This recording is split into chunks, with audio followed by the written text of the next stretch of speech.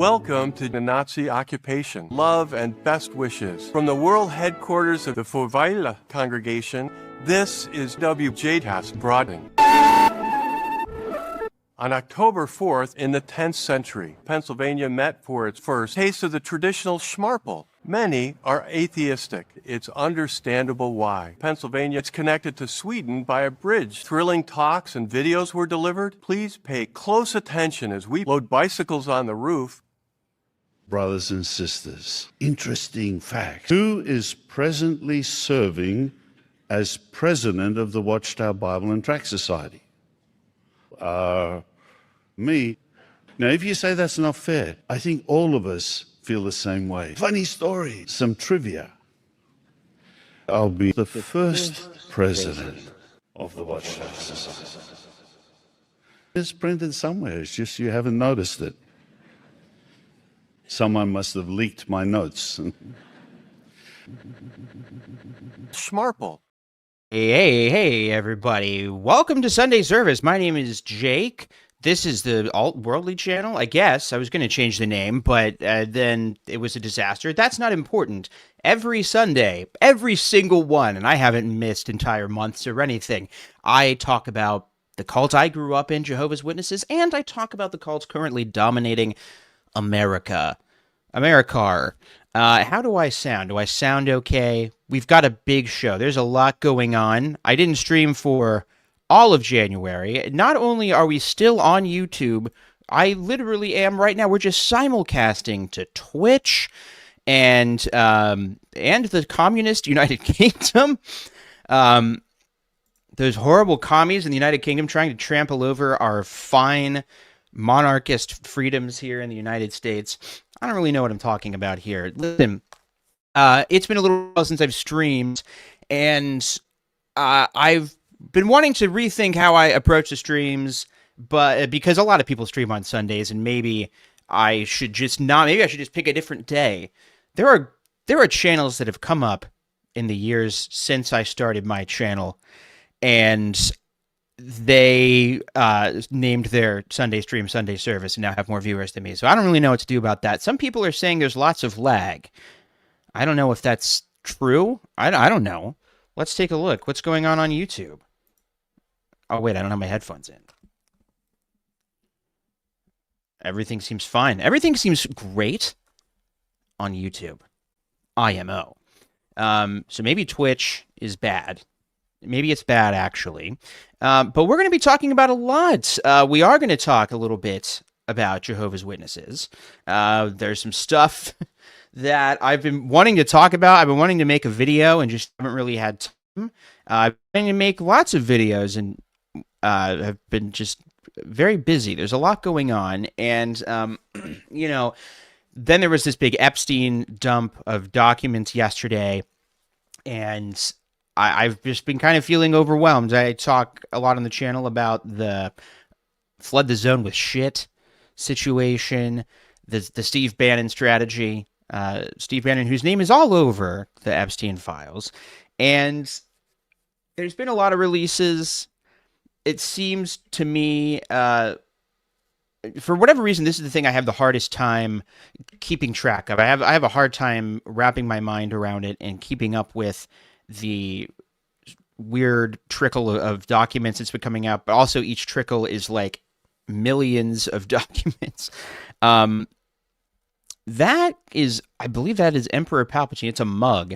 I keep on meaning to move that guy. Bo used to knock it off the top. Also, I'm very Nintendo'd out because I've been working on a video about a video game for hopefully a new channel. And it's really good. I can't prove that yet. But one thing I've been wanting to do is maybe do a little monologue up top. Well, I don't know if I want to do that. But last night I started to take like stream notes. I started to compile some research for the stream. And then I just started writing my thoughts because I'm just trying to wrap my brain around the fact that this is our reality. The fact that our entire world is seemingly run by oligarchs who commit the most heinous, horrible crimes. unspeakable evil who have no morals, and they just, what do we do? I don't know what the fuck to do about that. And so I just started kind of writing down and I thought maybe I'll start doing a little pretentious NPR intro. A little intro like This American Life or some shit. Not really. I got to take a drink of water before I start reading it, though. My church had been giving me ass to drink, but now I was freely receiving, come, the water of life. So this, I just need to kind of process my thoughts here. And maybe this will serve as a basis of discussion. And also, hopefully, I can keep track of this stream at the same time. Oh, I can do split view. I just want to make sure I can actually keep up with comments in case things go horribly wrong again. Okay, so let's say, for the sake of argument, that you live in a world where money is power. And in this world, the amount of power and influence a person has is limited only by the amount of capital he can accumulate. So let's say, in this world, that most people play by the rules, but you, in this scenario, were born with a piece of you missing. You don't know what it is exactly, but you don't feel shame or embarrassment like other kids do, like your parents and the doctors say you're supposed to. Happiness and anger come easily, but let's just say in this world, 1 to 5% of the population are born with something called antisocial personality disorder, or sociopathy, hypothetically. And sometimes, because of this thing you have or don't have inside you, you feel this pressure building, pressing against the inside of your skull. And in order to relieve that and release the pressure, you have to break some taboo or hurt yourself or someone. And maybe you don't have to do that, but let's say for the sake of argument that I've been reading that book, Sociopath, a memoir that came out last year, and I can't stop thinking about it, and also Capitalism. Because let's say that you're a person born with antisocial personality disorder. And let's say you're born into an incredibly wealthy family, possibly an abusive family too, but not necessarily. You, the little sociopath, are born into immense privilege, and you know, before you know much of anything, that money is power, and you already have so much of that. I guess what I've been thinking about is how capitalism self-selects for narcissistic sociopaths, as I understand those terms. Like most people, most normal humans are held back by things like empathy and a fear of hurting other people.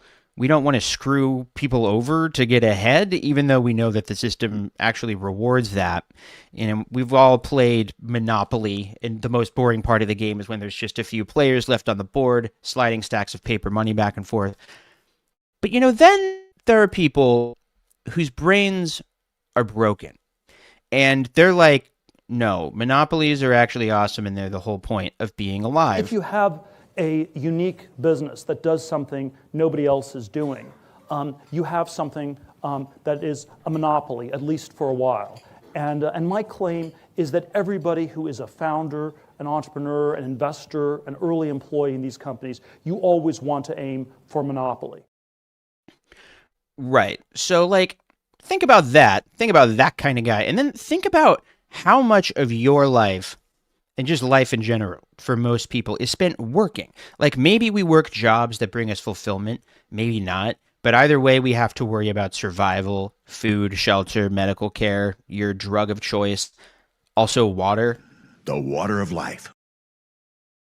And imagine that you don't have to worry about that at all, ever again. You don't have to think about the water of life or food or survival. All of your necessities and excesses, you can afford it all. You've run out of simple pleasures. Even the work thing, you're basically a glorified manager, and you can pay people to do the hard stuff.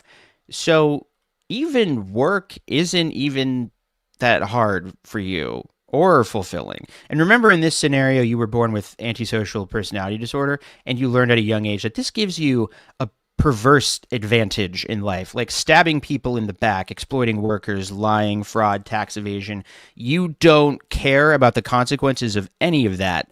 You were born lucky and broken, and there's nothing to stop you.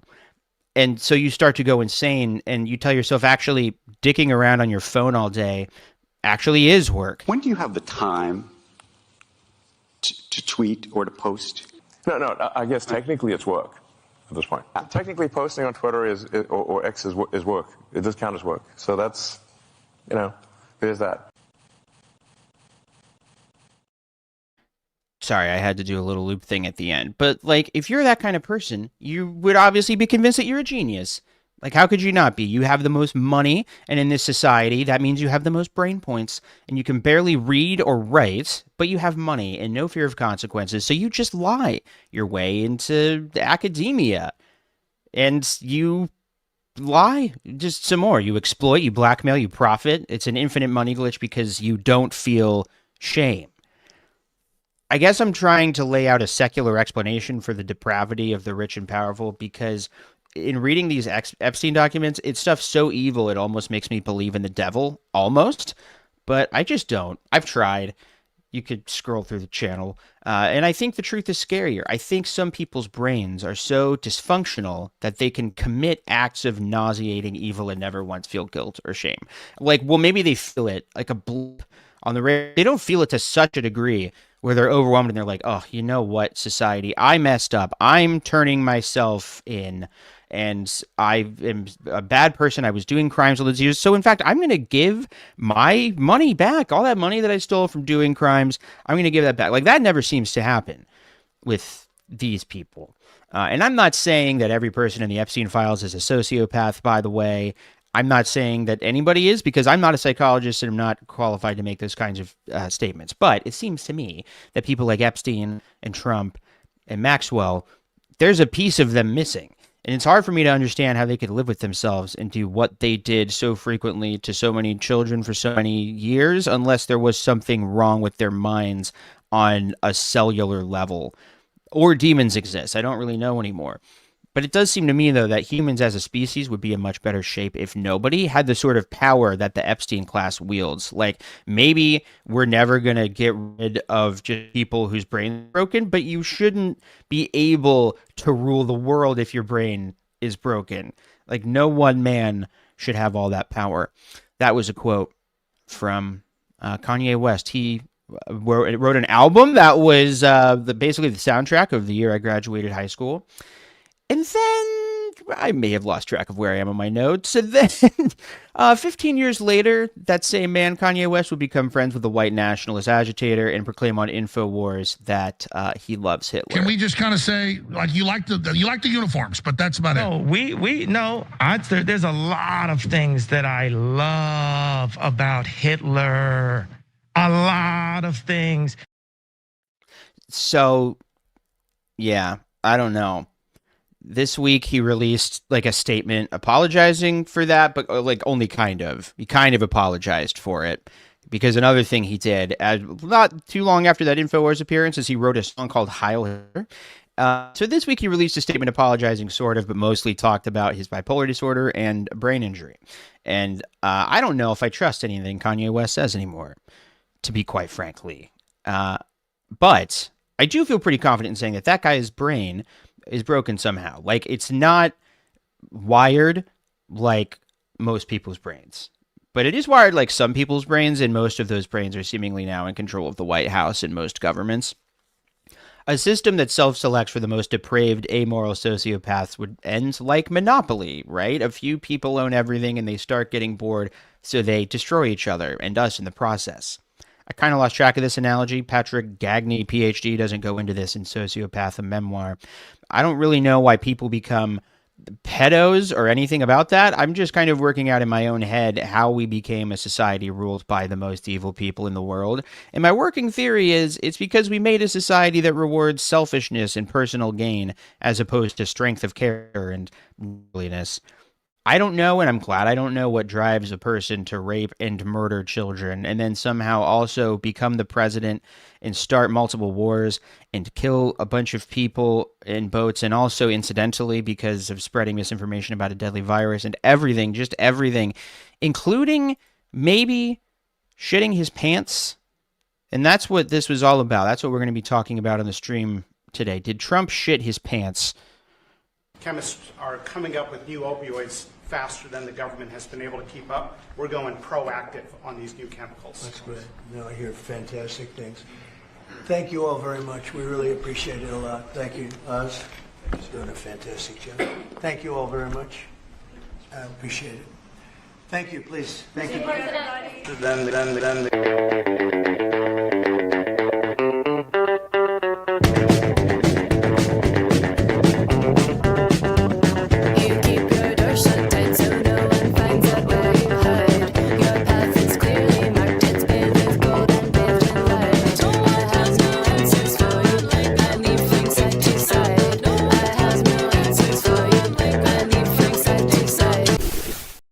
Hey, okay, so that was the intro. I don't know. Should I do that again? I basically just wrote that and was like, I don't know. I don't really feel like making a video. Maybe I'll just read it on the stream.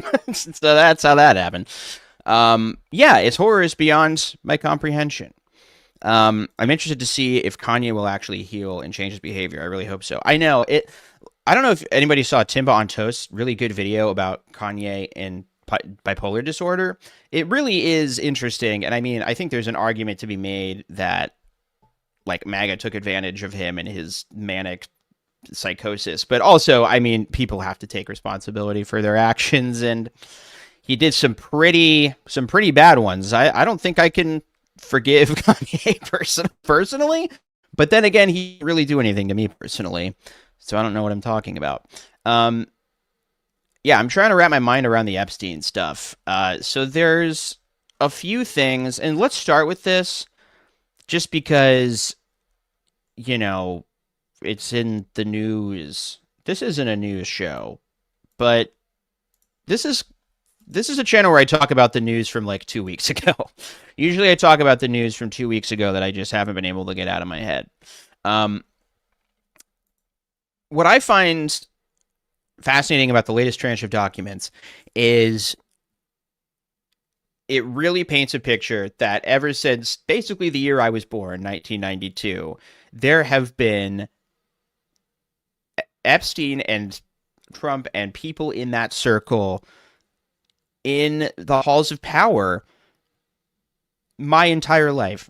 And so just like the entire last 30 plus years of history, there has been this erosion of our institutions, like infiltrated by these compromised people who then are able to further compromise the institutions. I don't know.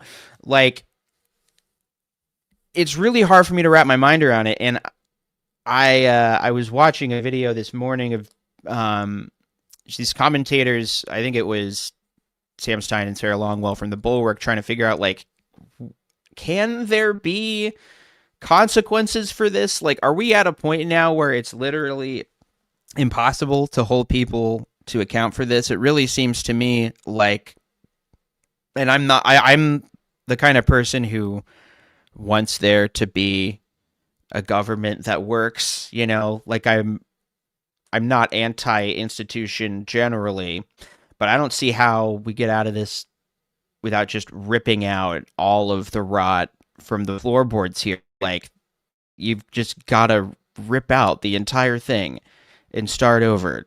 There's just no fucking way. I mean, from the Supreme Court to the fucking military to the press to just everything. The president and Congress and the Senate. It's just fucking everywhere. I don't really know what to do about that. I guess I'm still kind of wrestling with it. I read an article that was good. I mostly was looking to see, did the New York Times even put this on the cover? And the answer is barely. They do have this kind of a cover story. It's a really good article, but it is not necessarily the first thing that pulls up. And actually, let me copy this so I can add it to the description of the stream if people want to read it themselves. But basically, this is kind of a chronicle of people who lied, of just people who we now know at this point totally lied about their connections to Epstein. And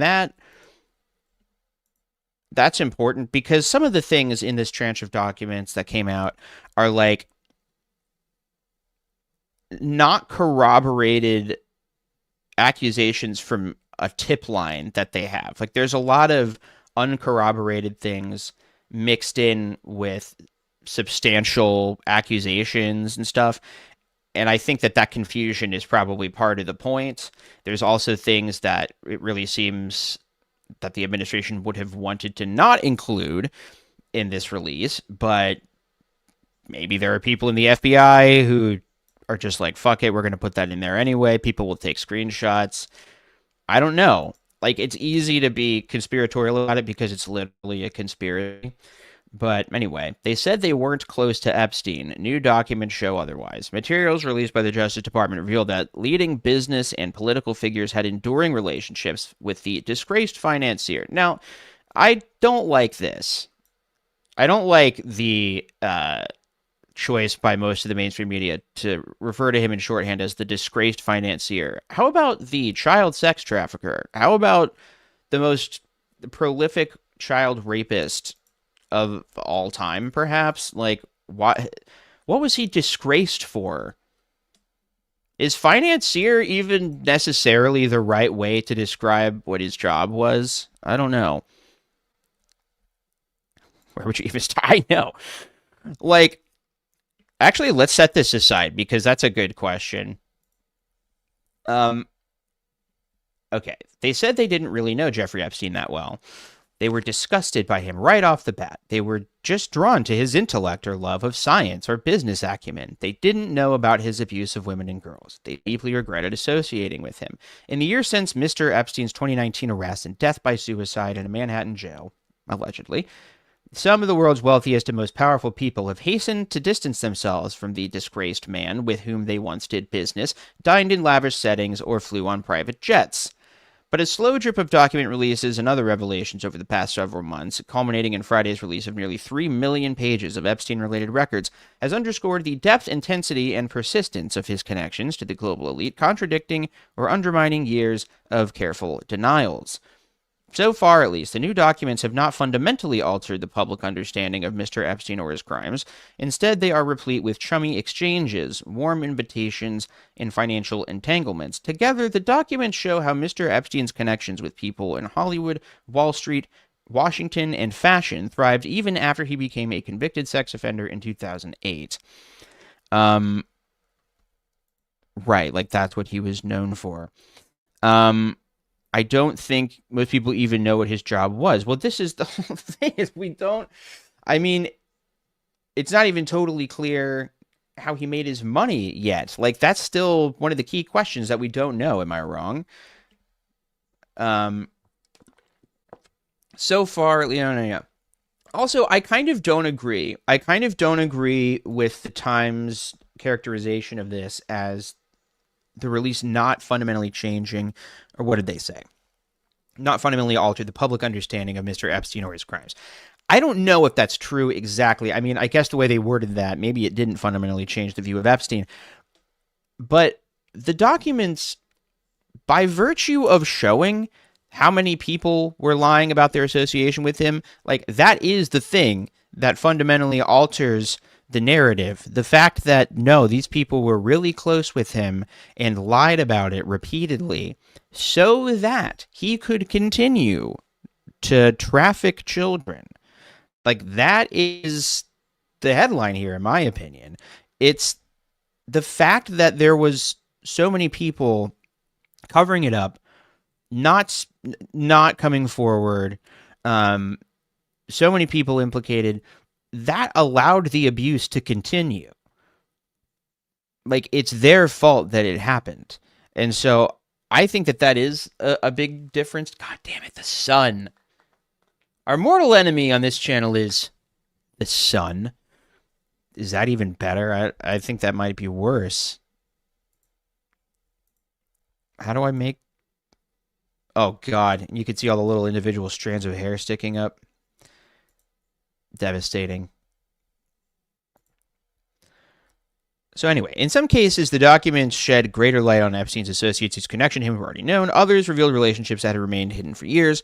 Elon Musk. Right off the bat, we get Elon. And yeah, I want to talk about Elon. Elon Musk, among the world's richest men, once not only denied visiting Mr. Epstein's island, but framed his decision as an act of principle. In a social media post last September, Mr. Musk wrote that Mr. Epstein tried to get me to go to his island and I refused, all caps. But the documents released on Friday suggested that Mr. Musk at one point was eager to visit. What day/night will the wildest party be on your island? Mr. Musk emailed Mr. Epstein in November 2012.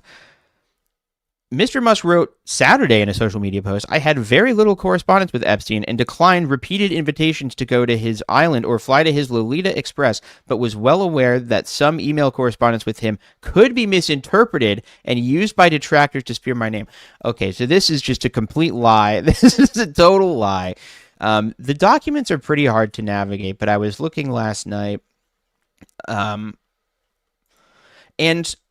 the documents are full of correspondence where Elon Musk is begging Jeffrey Epstein to come to the island and is trying to get an invitation. He's like, hey, girls for the win, like girls FTW. And he is saying in these emails, Elon Musk is saying like, hey, I've been really working hard. I need to really unwind. I want to go to the craziest party you got. What's the rapiest party, Mr. Epstein? And he's so, like, Elon Musk is who we think he is. He's so unpleasant and annoying all the time that even the most disgusting criminals in the world are like, that guy kind of ruins the vibe.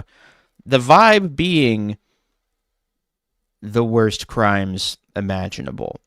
So I don't know.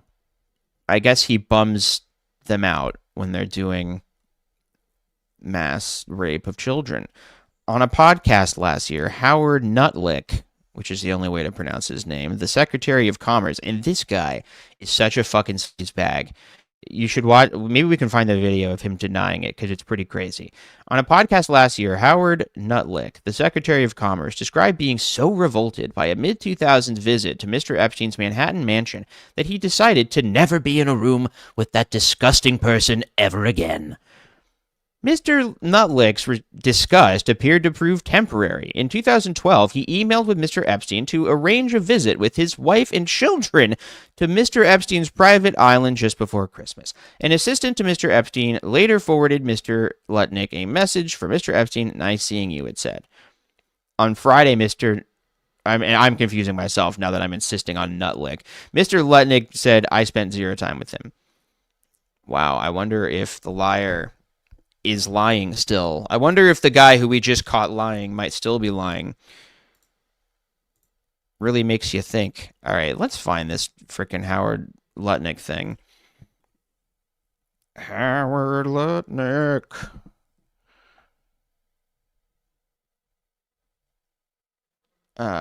Epstein.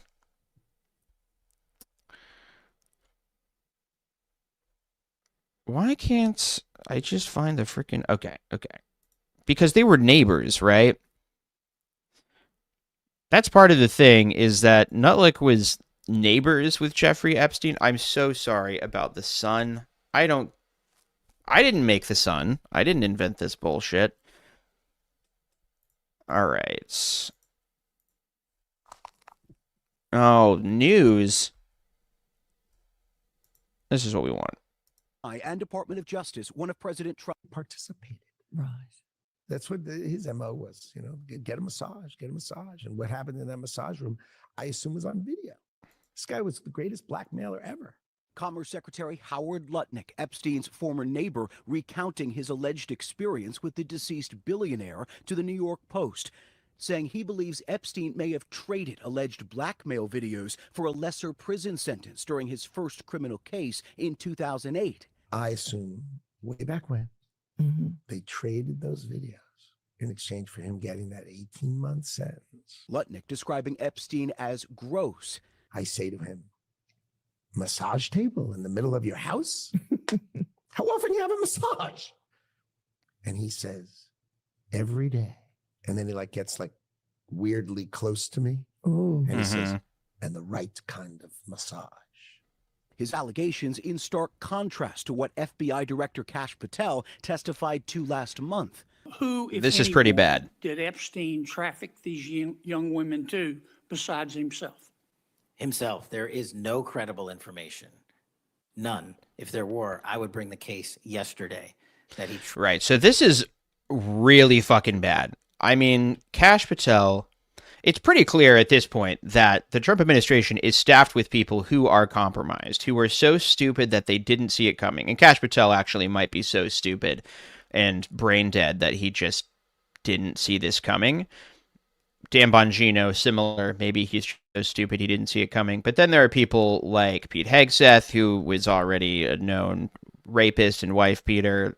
There's Pam Bondi is already compromised in a lot of ways. Everybody is incentivized now to cover this up.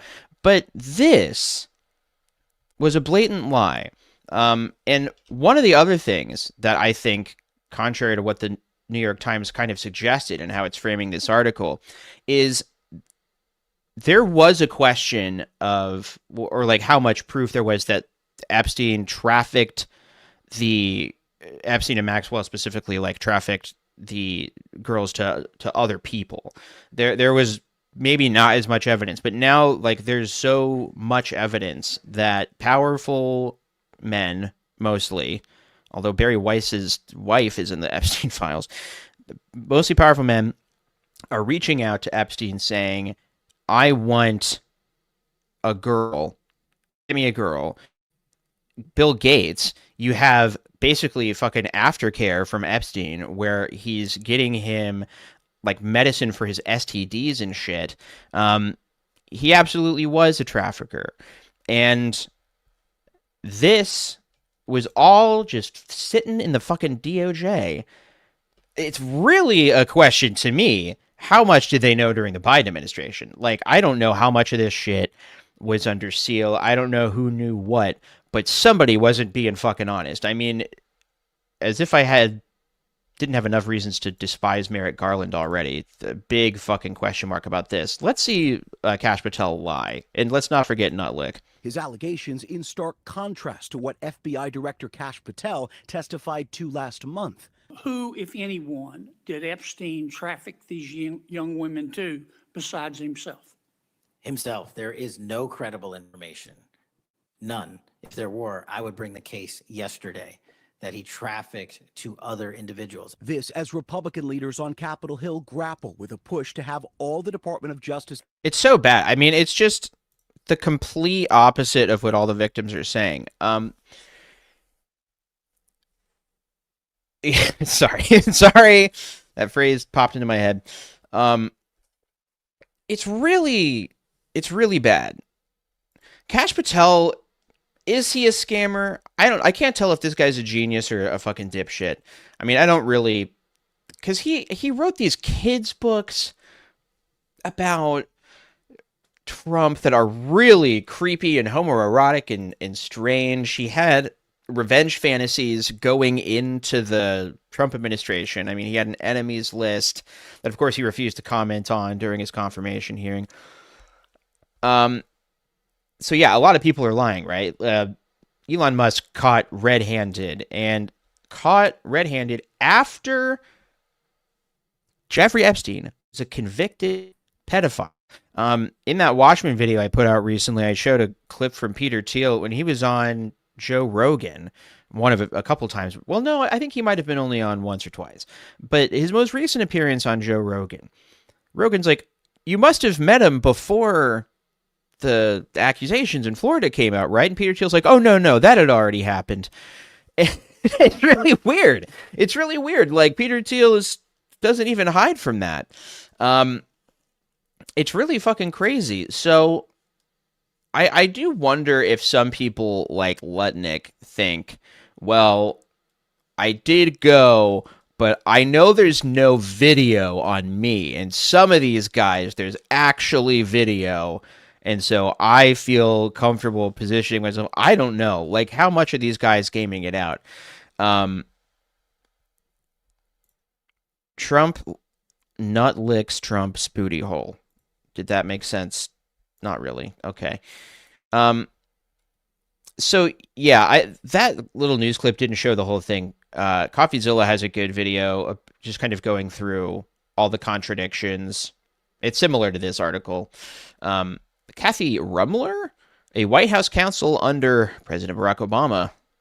Well, it's not good. Who is now general counsel of Goldman Sachs, has said she provided Mr. Epstein with professional services and legal advice.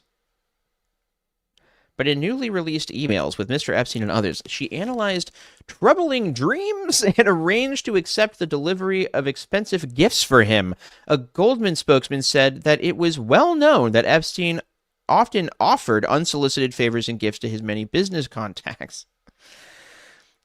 You know what's tricky is that is kind of a power move on his part. Like, that could be true. If you're Epstein, you know at a certain point that people willingly oh, that's why the lighting got bad. My light got fucking turned around. You're toxic, and not in the fun way that Britney Spears sang about that one time. This is like, you're going to send that person gifts, and it's going to look really bad if it ever comes out. Hey, that's a good point, actually.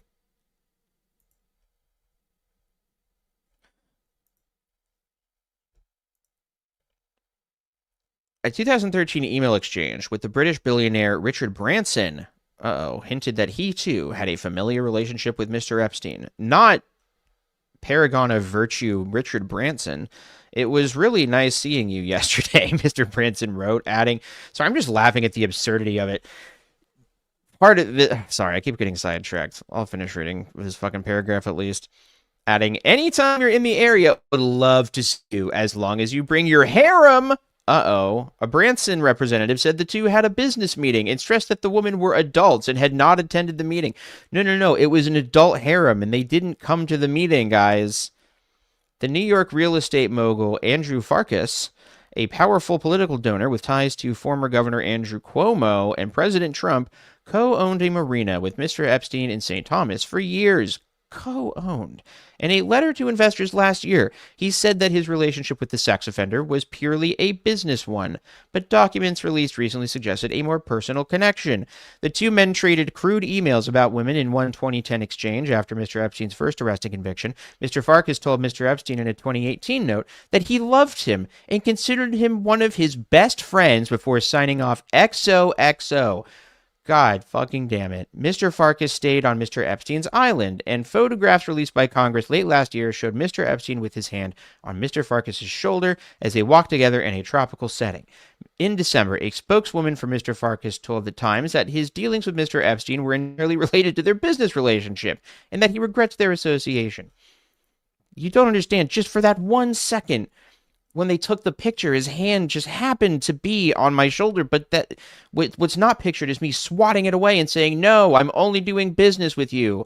I know you're a pedophile. I just have to do business with pedophiles for business reasons. Blah!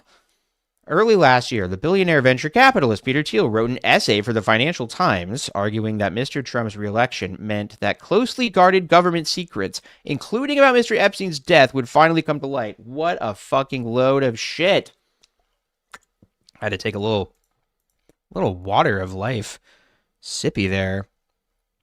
That means I owe a sound drop. The water of life.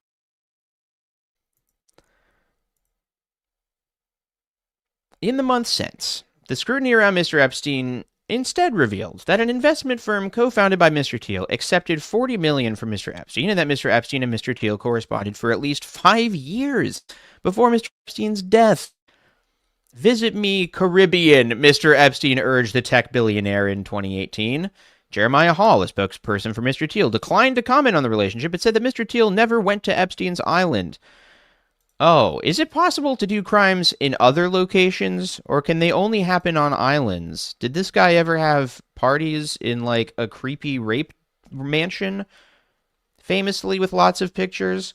Testimony and documents released over the years have shown that Mr. Epstein's cultivation of powerful people was integral to his abuse of women. He displayed photos with famous friends in his Manhattan townhouse, where girls and young women might see them. He often had them listen to his phone conversations. He bragged to them about who he knew, about what might happen to his victims if they turned against him. I have something to say about the victims after this paragraph. Mr. Epstein sometimes brought his victims to social events where they met his elite acquaintances, and the documents released on Friday provided more examples. In testimony to investigators in 2007, an unnamed victim of Mr. Epstein said she was coerced to visit St. James, Mr. Epstein's private island, and that Mr. Epstein had sexually abused her there. She said she once encountered Sergey Brin, the co-founder of Google, and his then fiancée, Anne War, who had come for a visit. They did not respond to requests for comment. Now, wait a minute. Is Sergey Brin the guy who wrote that misogynistic article about how women just aren't as good at tech? Because that would be interesting. Controversy.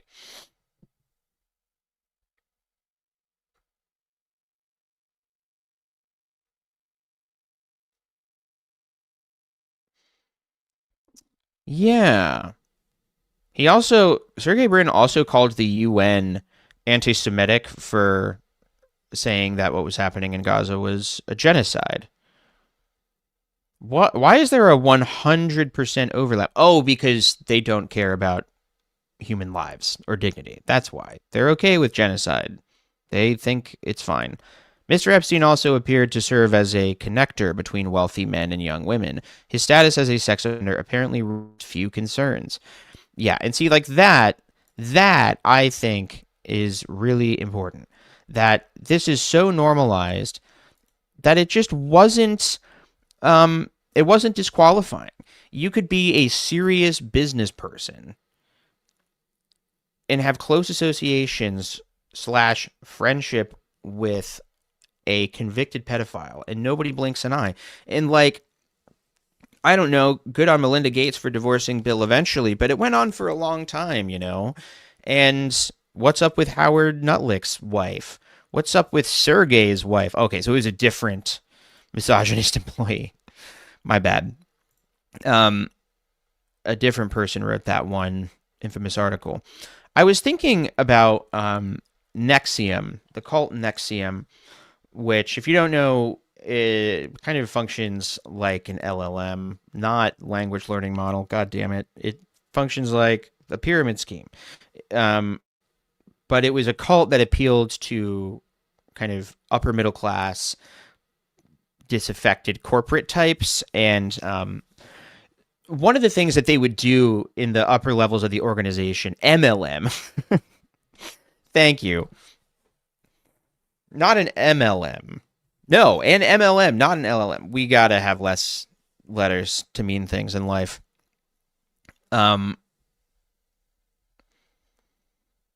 Epstein just sounds like he was the closest thing to Satan or absolute Batman Joker. Yeah. Yeah, this shit makes me want to believe in things. Like, it makes me want to believe in things like hell. I feel like, in general, I understand belief more, even though I'm an atheist. I'm like, God damn it, I do want to turn to something and just wish destruction on my enemies. Because it does feel just fucking overwhelming. So anyway, sorry, I was thinking about NXIVM, and within NXIVM, in the upper levels of this thing, Keith Raniere, the cult leader, came up with this thing called collateral, that one way to incentivize success, if you have a goal and you want to reach that goal, put something of value up against it that could really screw you if you don't do it. Like, oh, if you don't go for a run tomorrow, I'm going to do that, like consequences. But it gets more extreme, especially for women, right? And so in order to prove their loyalty to the group, some of these women had to provide like nudes or sexual videos or admit to something on camera that they didn't do, like say to camera that they committed a crime. And then that would be basically used as compromise, right? If you ever speak out against the group, or Keith Raniere will release this video or release this embarrassing stuff about you. And so obviously that's just blackmail, right? But it's easy to see like how Epstein blackmailed powerful people. But I think that this is also a level of manipulation against the victims, because the Justice Department, they've actually done a horrible job of protecting victims throughout this process and redacting victims' names. They take great care to protect the alleged abusers. But, you know, having these horrific videos of you as a child out there, that would be something that would have control over you, I think. Like, it's very culty. I'm sure some, yeah, okay, so good comment here. I'm sure some of the people associated with him didn't molest children, but they knew about it and still associated with him. They're still terrible people. And yeah, this is my thing. That, like, some things have to be sacred. Some things have to be red lines. And if you just erode yourself to a degree where not even that is worth speaking up about, then you're like a human traitor. Like, you're not a class traitor. You're just a species traitor. Highly doubt there's many good people with that level of influence. Well, that was the thing I was trying to work out in that my pretentious NPR intro that I kept fucking up earlier, was just like, it must be something about capitalism that incentivizes ruthless, damaged people who get off on exploiting others. Like, you cannot get to be a billionaire without exploiting people. And so it makes a lot of sense that most billionaires are exploitative by their nature, that they like it, that it not only doesn't bother them, but they like it. And as they get more and more bored and every excess and thrill they could possibly want has been fulfilled, like they're drawn towards these bigger extremes. And, you know, that's not to say that I think that like every rich person's a pedophile, but like these kinds of people just are, like, they exist. And the only thing I think you can do about it, without getting into like fucking eugenics or something, is just making sure that nobody can possibly be powerful enough that they're more powerful than every institution that could possibly hold them to account. Like, that's when a company becomes more powerful than the regulators, than the systems that regulate the company. Well, then you have a monopoly. You have something that is too big to fail, and that can skirt the law. And the same is true with people. Like, that's something that I was maybe going to get into more in the next Elon video, but we're going to transition into talking about Elon, I think. And I don't know if I'm going to bother, because I'm just like, fuck it. What's the point of doing a bunch of fucking research? We know. But I think Elon realized that none of this shit could really touch him. Like, I really do think that if Trump had lost the election, there were a lot of pending lawsuits. You know, if Kamala had won and Lena Khan's FTC was able to continue, I mean, there were lawsuits where they were able to run it past the election, but they can't delay forever. So, you know, all those Trump cases would have eventually gone to trial, and Elon's many cases, and all of the antitrust lawsuits against Amazon and Google and Meta and stuff.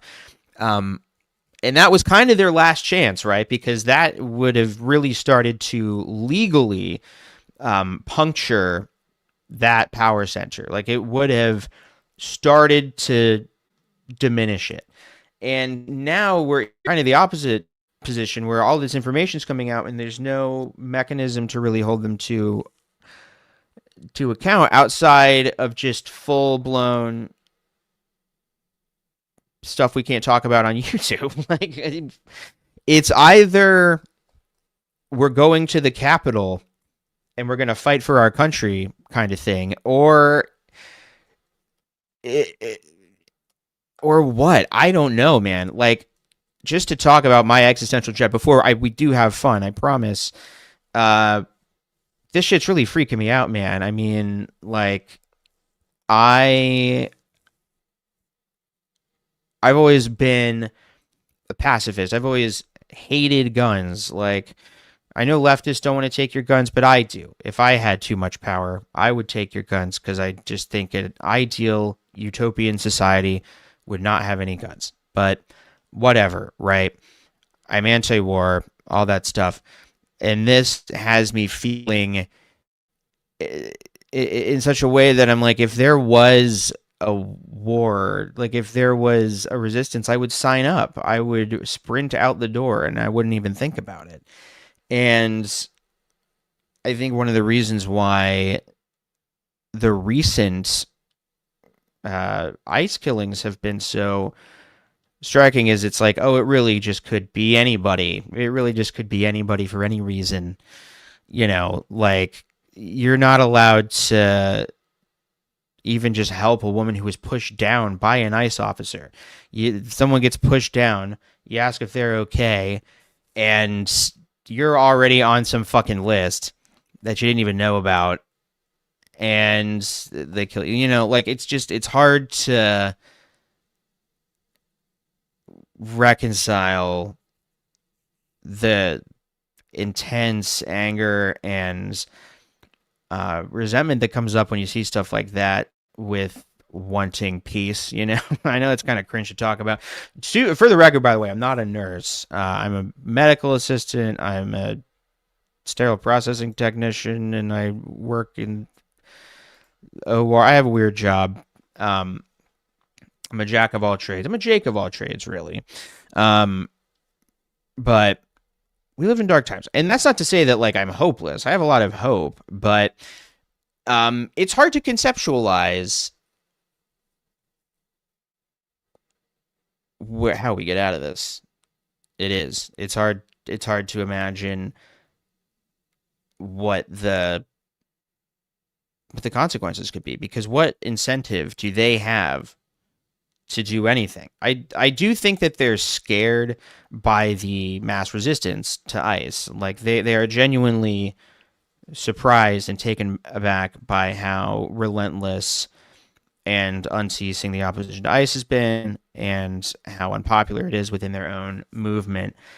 And so rhetorically they're shifting, and they haven't really changed anything that they're doing in Minneapolis, but they're trying to make it seem like they're changing things. You know, we'll have something like a midterms because there's all these Republicans who have already invested hundreds of millions of dollars into their races. I mean, there are people who their fucking key cards are going to get turned off after the election period because their term's up. And so, like, there's going to be an election, but can we trust the results? How able are they to rat fuck us? They don't have any moral bounds. There's nothing that they wouldn't do.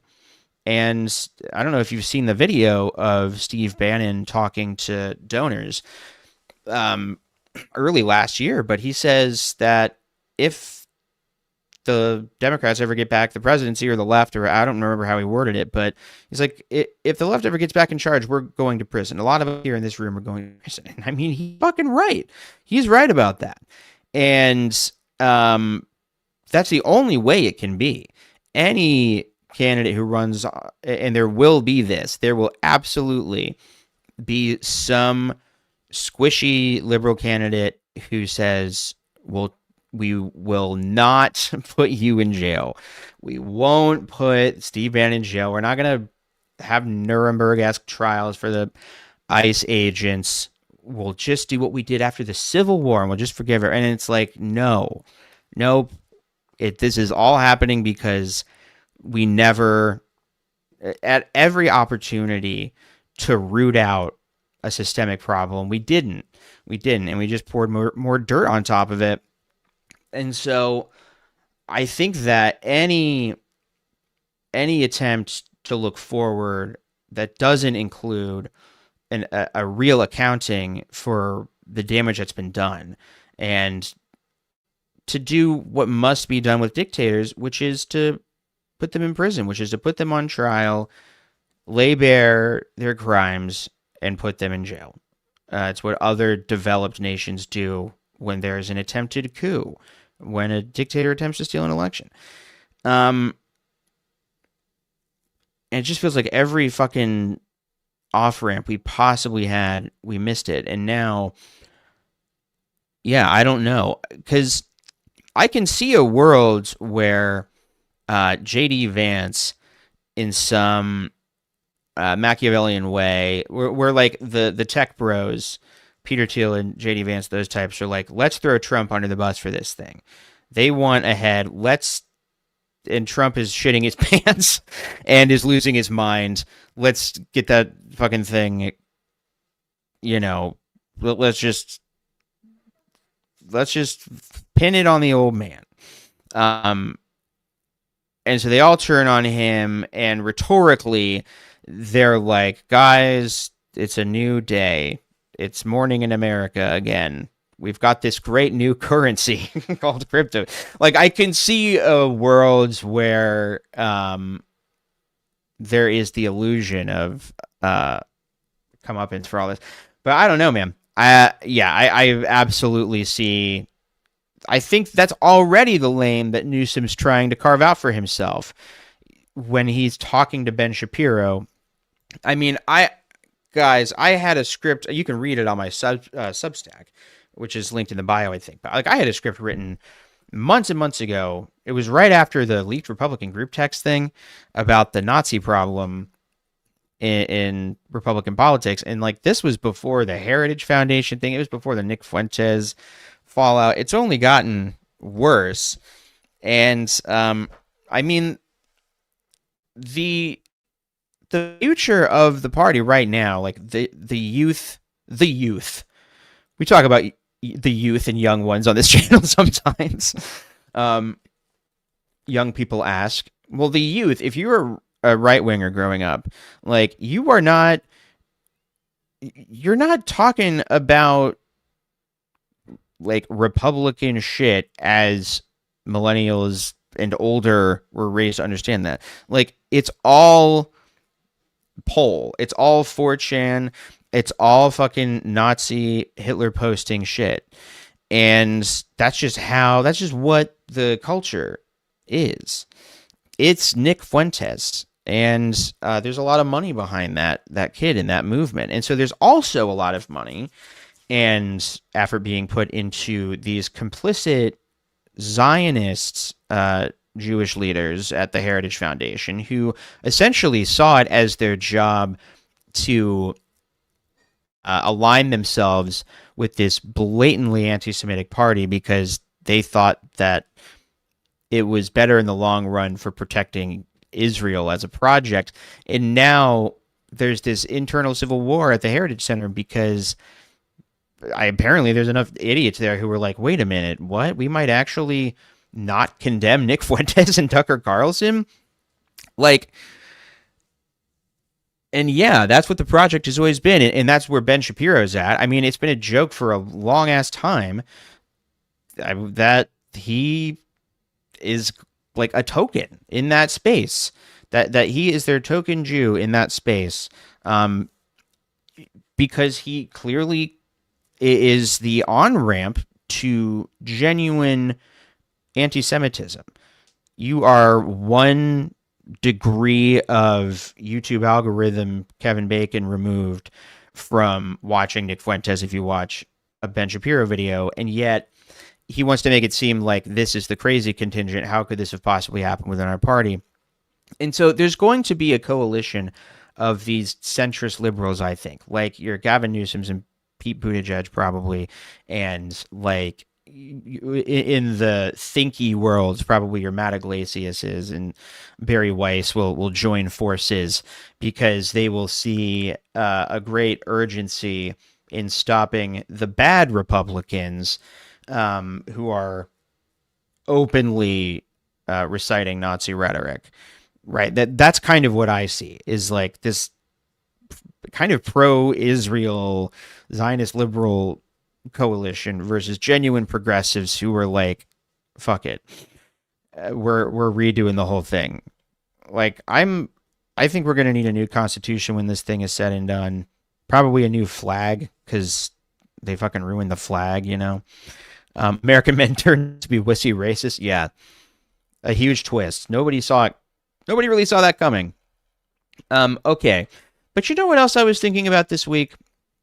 Is how the next video in my celebrated Elon series was going to be a real return to just the silliness of the first one. It really wasn't going to be all that deep because I'm tired and exhausted after doing that second one, to the point where I'm now just working on a video about Metroid Prime 4 for hours every day. But then, if you watched my second Elon video, you know that the third one, the plan has always been to do the Don Lemon interview, and Don Lemon was fucking arrested this week for the crime of doing journalism. And so now it feels like, what the fuck? Why do I keep picking subjects that end up having some larger importance? No, I still think it will be mostly a silly one. The Pulitzer content, yeah, for sure.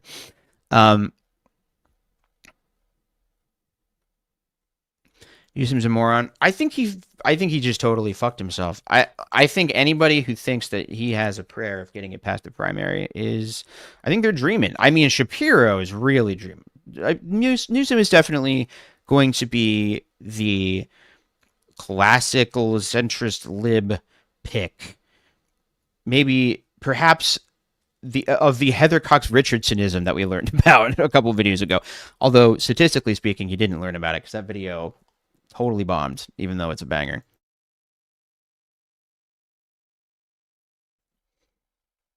But I just think, I mean, he just passed this like fucking pro-billionaire legislation.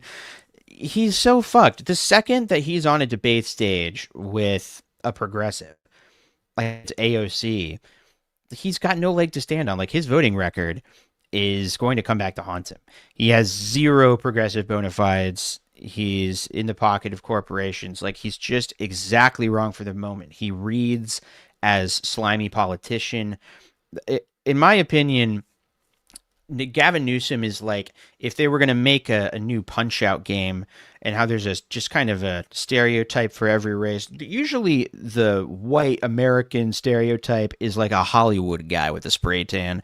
And I think that he is kind of the Hollywood stereotype. He would be the Punch-Out stereotype that you beat up as Little Mac, is what I'm saying. Like, he just, if you were going to make a cartoon character of a slimy politician with no values who nobody really likes, it's Gavin Newsom. I appreciate his social media team and such, but whatever. Okay, so here's what I thought. Here's what I thought we would do.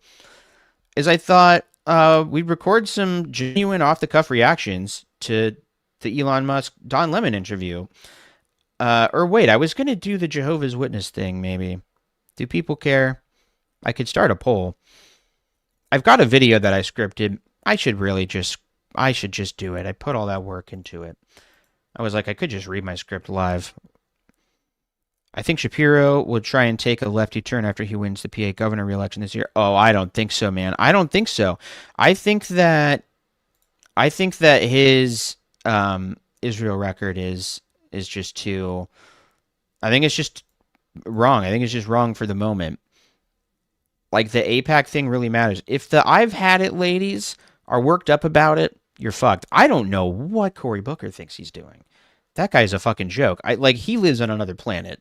I don't know what political universe he thinks he lives in, but I think his future is dead. It's like he built up just a tiny bit of goodwill there right at the beginning of Trump 2.0 and just, like, diarrheaed it out of his butt. Explosive jet propulsion, electronic supersonic diarrhea out of his butt.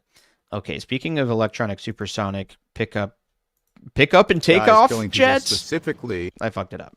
Okay, so I genuinely think that this is the best interview with Elon Musk ever recorded. I think it is great. It might be the best interview with a powerful figure of modern times. What's number two? Legitimately, that's a sincere question. What beats this? What's better than this? Who is more powerful than Elon Musk in the year of our Lord 2024? Right? This was March 18th, 2024. So this is a year basically on the dot after the James Clayton interview, which the last video was about. Or no, I think I might have my timeline messed up. I think that the Sork interview is a year before this. Fuck. I don't know. Don't worry about it. We'll get the timeline right later. But yeah, he peaked at the filibuster. Exactly. He's a very talented speaker. Like he could be good, but he would have to have values. He would have to actually stand for something as a person, which he doesn't, and that's kind of the problem. Okay, so genuinely think in comments while we set this up, what's a better interview with a powerful figure than this up to this point? Because first of all, this is never going to happen under Trump too, right? They're just, unless there is a severe accident, unless one of these Fox News or White House press room reporters grows a spine in some experimental procedure in the next few months, I don't think we're going to get an interview where the powerful person being interviewed feels an obligation to stay in that chair the whole time, first of all, because the thing they're probably going to do is what Trump does, which is just immediately snap at them and tell them to shut up. I mean, that's their whole strategy. It's what Carolyn Leavitt does. It's what all of their talking heads do. If you ever see them in those awful clips on CNN, where there's always like at least 2 MAGA people on there, they never let anybody talk. They just keep talking the whole time. The Piers Morgan show is the same thing. And so that's what they would do if they were confronted with difficult questions, is they would berate, like Trump did to that interviewer early on, who asked about the gang tattoos that were photoshopped. This will be in the script part of Elon 3. I actually have the video scripted. I just haven't worked on it yet. So there's that. I mean, there's that video from early 2023, but that guy didn't even want to ask Trump about that. He was like, "Mr. President, please let's move on. I don't want to ask you about those tattoos anymore. You'll make a fool of yourself." And Trump's like, "Now listen here, mister, you stupid piece of shit." And then he just doubles down because he just can't shut up. And that's kind of Elon's problem too. A lot of times is like he'll sit in uncomfortable silence, but then he'll still, like, there's some part of him that's like, no, I need to say something. He can't let it go. And why was I talking about that? I don't know. I don't know what's better than this in terms of a powerful person from the before times. I need to make that video about the media and Elon Musk, but I stopped working on it because I realized I just hadn't done enough research. I got that book, Murder the Truth, which I need to read, and then Gilded Rage I'm reading too. It's got some new reporting that's really good. So anyway, that's why that video is taking longer.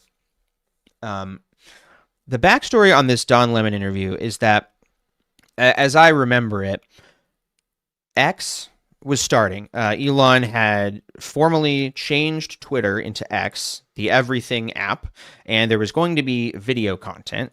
Don Lemon had just left CNN and had gone independent. And Elon Musk was like, you should host your show on X. And Don Lemon's like, okay, you should be the first guest to be my first guest on my first show on the X platform. And so Elon's like, obviously, Don Lemon must love me. Apparently he had never watched Don Lemon before in his life. I'll state my bias. I had never really had any strong opinions on Don Lemon until I watched this. I watched it when it aired on X, I think. I think I had an alt platform that I was logging into for a while, and then I forgot the password for it. It wasn't worth it. And I think this is all the interviews in the Frost-Nixon trilogy should have ended Elon's career. This one really should have ended his career, considering how close it was to the election. This is March 2024, and he's still a little cagey on Trump, I believe. Now, before we get into this, though, I need to take a proper break. So I'm going to play the intro again for people who missed it. Welcome to the Nazi occupation. Love and best wishes. From the world headquarters of the Furweile congregation, this is WJcast Broading. On October 4th, in the 10th century, Pennsylvania met for its first taste of the traditional schmarple. Many are atheistic. It's understandable why. Pennsylvania is connected to Sweden by a bridge. Thrilling talks and videos were delivered. Please pay close attention as we load bicycles on the roof.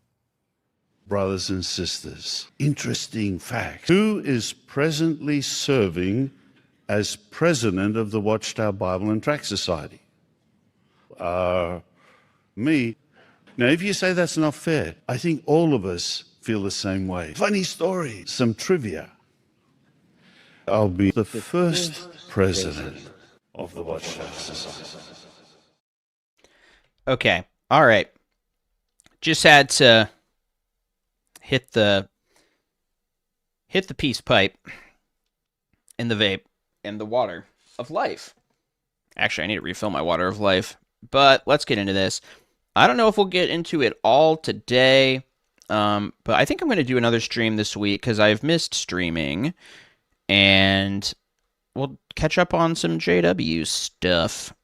I think we may have to speed this up so as to not get copy struck. I've had bad luck with the copy struck, so we'll see here. Whoa! And we are just rocking out on the Don Lemon Show. Welcome to the Don Lemon Show, everyone. We're still here. In a minute, I'm going to bring you my conversation with Elon Musk, the one that everyone is talking about. But first, let me tell you a bit about the show. Contrary to what you might have heard, we weren't canceled by X. Yes, after months of begging me, wooing me to offer some exclusive content on his platform. I'm glad we're watching this. I forgot he does a little intro, but it's kind of crazy because it's like this was his first episode, and then it was disastrous for Elon Musk. He comes across like a complete buffoon in this. And so it kind of seemed like a show got canceled. So I haven't watched this part in a long time. Elon Musk decided to scrap the deal. But our plan is, and always has Is been, he? to release this show everywhere. On YouTube, on Spotify, on iHeartRadio. Just about any place you stream content. I meant to say this. I didn't really have a lot of thoughts about Don Lemon before I had seen this interview. I've caught his YouTube channel a few times. I see him on Instagram. He's always doing like on the ground interviewing people, like man in the street stuff, which I always like watching. I like that kind of thing. And as far as I can tell, he's actually spoken up about Palestine, which is good. So I have a certain respect for that. I also, nobody really talked about it, but he posted something on his Instagram stories, because Don Lemon's a gay man, and he was talking about, it was just like a TikTok or Instagram short thing where he was like closeted Republican gay people, and he was just like pointing up and just listing names, just like outing gay Republicans. Like, so he had Mike Johnson on there, Lindsey Graham, My conversation with Elon. the usual suspects, the ones you'd think. No ground rules, nothing off limits or out of bounds. But maybe it was just a That joke is because until nobody the really interview talked ended. about it. So what went wrong? What went wrong? I don't know. But my hope is that you learned something about both Elon and me. Two people who come from completely different vantage points on almost every single I think issue. that's genius And to I frame it challenge that you, way. Elon, What went to wrong? watch I don't the know. whole interview and tell the world why this isn't what you claim you want on X. Thank you for inviting us here. That is so good. I'm glad we watched that little intro because I was tempted to skip it. How have I not given that a thumbs up? Big thumbs up for me. Because I think that Don Lemon is so, like, he's so good at asking real questions to him in a way that does not feel accusatory. But he has genuinely done his homework in a way that definitely Andrew Clayton did not do. And I think you can see in the Andrew Ross Sorkin interview that Sorkin is wrestling with his own opinions on Musk. Like, clearly, Sorkin used to be a fan of Musk's, and you can just see him wrestling with that in the interview. Like, how did you get to be like this? When I think Don Lemon sees more clearly that Elon has always been like this. You're welcome. Tesla headquarters. I'm surprised how big it is. I've never seen it. Yes, Yeah, and this is when the best interviews It was built happen. in 16 months. It's the fastest construction project in the United States since World War II. I'm here. I'm on the platform because you say you're a free speech absolutist, right? No conditions. Yeah. Free speech is as much as possible within the bounds of the law. Yeah. So the reason I'm saying that. Okay, so this, if we know anything about Elon Musk, it's how much he loves free speech. He loves it. He makes speech so free that he bans people who criticize him and artificially change the algorithm so that his tweets appear more than everyone else's. And he brought back Nazis that he likes, and he banned journalists that he doesn't like. The free speech guy. That is because there are no conditions on this interview. You said that, we'll speak to you for an hour. I don't like sound bites, so I welcome that. So let's get into it. So we're here in Austin. South by Southwest is going on. We're at the Tesla headquarters. Hey, you are in the I went to the process of South by moving Southwest SpaceX Music here, Festival in Austin. So SpaceX has a massive facility in South Texas where we build and launch Starship, and then we have in Bastrop near. God, I actually have a hard time understanding him when it's sped up. I mean, he's mealy-mouthed anyway, and this is coming from a mumbler. I've really tried to work on it recently. I don't know if you can tell if I'm enunciating. At Austin, we are about to start production at a Starlink. Starlink. For Starlink terminals.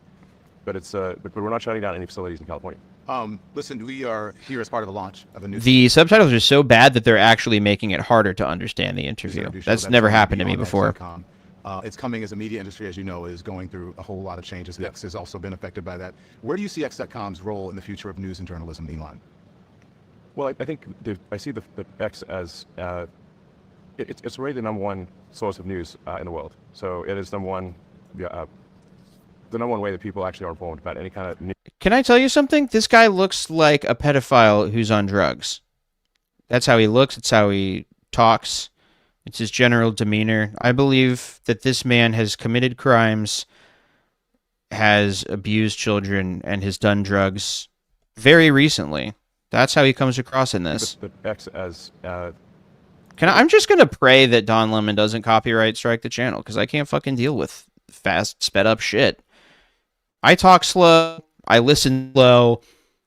I'm just kind of slow, it's okay? It's the number one source of news in the world. So it is number one, the number one way that people actually are informed. I know. I feel like they got new mods or something. Is on the X platform, formerly Twitter.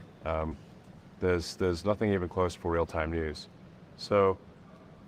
But he's ruined Twitter for real-time news. I mean, like all the other apps, he doesn't have the reverse chronological feed. It's, God damn it. We also want to expand upon that. Or chronological. And we have done so with long-form content. So instead of just doing typical tweets, you can now do long-form posts. You can post an entire essay. In fact, you can now post an entire book to the platform. But why? Why is that what anyone wants? Content. So you can do up to 4-hour video segments. We really Why? want news in whatever form it is, or information, I should say, in whatever form it is, to be available on our platform, whether it's short, long, text, pictures, video, whatever the case may be. Yeah. This is why, and we may have to go into a certain corner. Welcome, Internet. I'm so happy to share with you this conspiracy theory. I think this is why you need to be suspicious of anybody who wants to make an everything app, because like what are you even talking about? If you like Twitter, like you like the fact that it's the short tweets and it's funny and you can get really up-to-date stuff. Like Twitter had a really distinct brand. It had a thing that it did well. And to turn it into an everything app where you can post entire novels and 4-hour movies. I wasn't crying. I just was trying to suppress a burp. Yeah, like it looks ugly too. Chronic Croc is saying.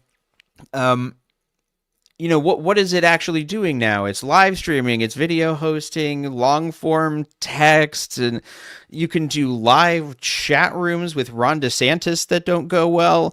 What is it? And I think what it is if you have a monopolistic interest in accumulating lots of data and controlling information and tracking people, then that's why you do it. You turn it into the everything app because you are rich and you are going to own everything and you want to own everything. So you want all the data. So you just are going to, it's the enshittification thing. You're driving people onto this platform because the more sources you own and control, the harder it is to get the news anywhere else. Like all of our information is so split up that you need some kind of aggregate, like you need some kind of Substack or Threads or Twitter or X to just keep track of all of the shit, because there's no one news source that you can really trust anymore that's comprehensive. And as like Disney, for example, as the bigger they get, they just consume more film studios under the Disney label. I mean, you can see how that could happen with an everything app that was successful. I don't think this would happen with X, but like if it had been successful with video content creation, like it could subsume other streaming platforms and stuff. And data is more valuable than gold. So if you want to get a bunch of data and control narratives, which is what he wants to do, I mean, that's why you do it, and that's why you turn it into this thing. It doesn't make business sense if you want business to make sense, but it does make evil maniacal piece of shit sense. I'm sorry for saying the word genius. I mean, he's not a genius. He's shaped like my grandfather's pinky toe. He's just kind of a misshapen, toe-shaped man. And my grandfather had weird shaped toes. I can say that because I inherited his toes. My toes are weird. You reached out over the summer and you said it would be great to have Maddow, Don Lemon, others on the left put on this. Can you imagine if Rachel Maddow was on Digital Town X? Square is for all. What do you mean by that? What do you mean by that? that we want to make sure that there are a wide variety of viewpoints. That it's, we always have, for example, Tucker Carlson, who most people will view as being on the right. Because he is. Yes, that's quite a prominent name on the right. We want to have prominent names on the left as well to provide different points of view, as well as centrists. Just basically a wide range of viewpoints on the platform. So you see liberals, you see you commie bastards. He just said he wants ideological diversity on the platform. He just said that, okay? And and what, are you claiming that sometimes people don't tell the truth? Are you telling me that this guy who refused to go to Epstein's Island might be lying about something? They can hear, what's your point of view, what's Tucker's point of view, and people can make their own decision about what they believe. You didn't mean that I'm on the left? Did you think that? I thought you were on the left, but I don't know. Well, let's just say I don't know what the left is or the right is. Frankly, he just doesn't even know. Now he doesn't know. But my impression was that you're more likely to be described as on the left than the right. My sense is how dare you? Left? I don't know. You tell me. Well, did you ever watch me on CNN, or did you watch? I like how he is answering this question. Okay, so Don Lemon definitely didn't have to. This is an interesting way into the interview. Like, how do you perceive my politics? And then not interrupting him. He lets Elon keep going because Elon will just keep going. It takes one to know one. Obviously, I will too. I saw segments. Yeah. But CNN is generally considered left. Yeah. Why do you say that? Why do I say CNN is generally considered left? I think if you look at any sort of media survey of what is on the left or right, I think they would say, like, for example, Fox is on the right and CNN is on the left. Yeah. But he just said he doesn't know anymore. So that's what is it? Am I missing something here? Okay. Are you missing something? I don't know. I think that when I read that, I said, like many of my critics or detractors, they never really watched me on CNN. They just saw the clips of me either on social media or maybe on Fox News or conservative media, where it's sort of where I've become a character or a caricature of what I actually am, and it's taken out of context. Sure. Well, how would you? And what a horrible thing it would be to be perceived as on the left. Well, that would be so terrible if that happened. I would describe myself as someone who is It's very revealing. I don't know why I was just bitchy about that, because I am also weird about labels, and I don't know. I've been thinking about making a video about that because I wouldn't have to script it. I don't know. I've been struggling with making videos because everything is fucking depressing. CNN considered left. It's one of those things where, like, if you actually ever watched CNN, there's no way you would think it was like a left-wing news source. There's no way. Like, it is to the left of Fox News, but that's because Fox News is not news. It's a right-wing entertainment network that is explicitly right-wing. That's the why it exists, where CNN is trying to be broadly appealing drivel. Don Lemon is a reporter and interviewed people at the church. Don Lemon was not a protester or encouraged them. He was arrested unfairly. Yes, exactly. I don't understand why people were like saying that Don Lemon did anything wrong. It's just fucking absurd. I didn't even get into it. I forgot to talk about that. He was arrested. Don Lemon was. He was arrested. It genuinely freaked me out more than other things. I expect them to kill people, weirdly, even though it's horrifying. But then arresting journalists, and they arrested 4 journalists, including Don Lemon, and 2 of the people they arrested were explicitly well known for their Black Lives Matter activism, which just kind of goes to my theory that it really is part of Trump's retribution tour, that they view it as revenge for Black Lives Matter, and that Minneapolis was the site of those protests and mass awareness of systemic racism and stuff. And yeah, arresting a journalist, and they were only black journalists. Like, it was, the timing of it was so fucking crazy. It's like basically kicking off Black History Month, and I know it's a like empty Libby month on a calendar, but they know that too, and like they're trying to send a message, and the message is they are going to arrest 4 black journalists, and they're not going to say why. They didn't even get fucking approval from a judge. They had to whip together a grand jury, and no, you're not allowed to see it. And we're just going to go after these people, and you can watch the one woman who was arrested. You can watch her recording, and you can hear her kids in the background as they're knocking on her door. Like, it's really scary. And it wasn't clear to me that they were going to be let out, because some of these people get taken and we never see them again. And so thankfully they've all been released at this point. But it's pretty scary, and it does make me think, like,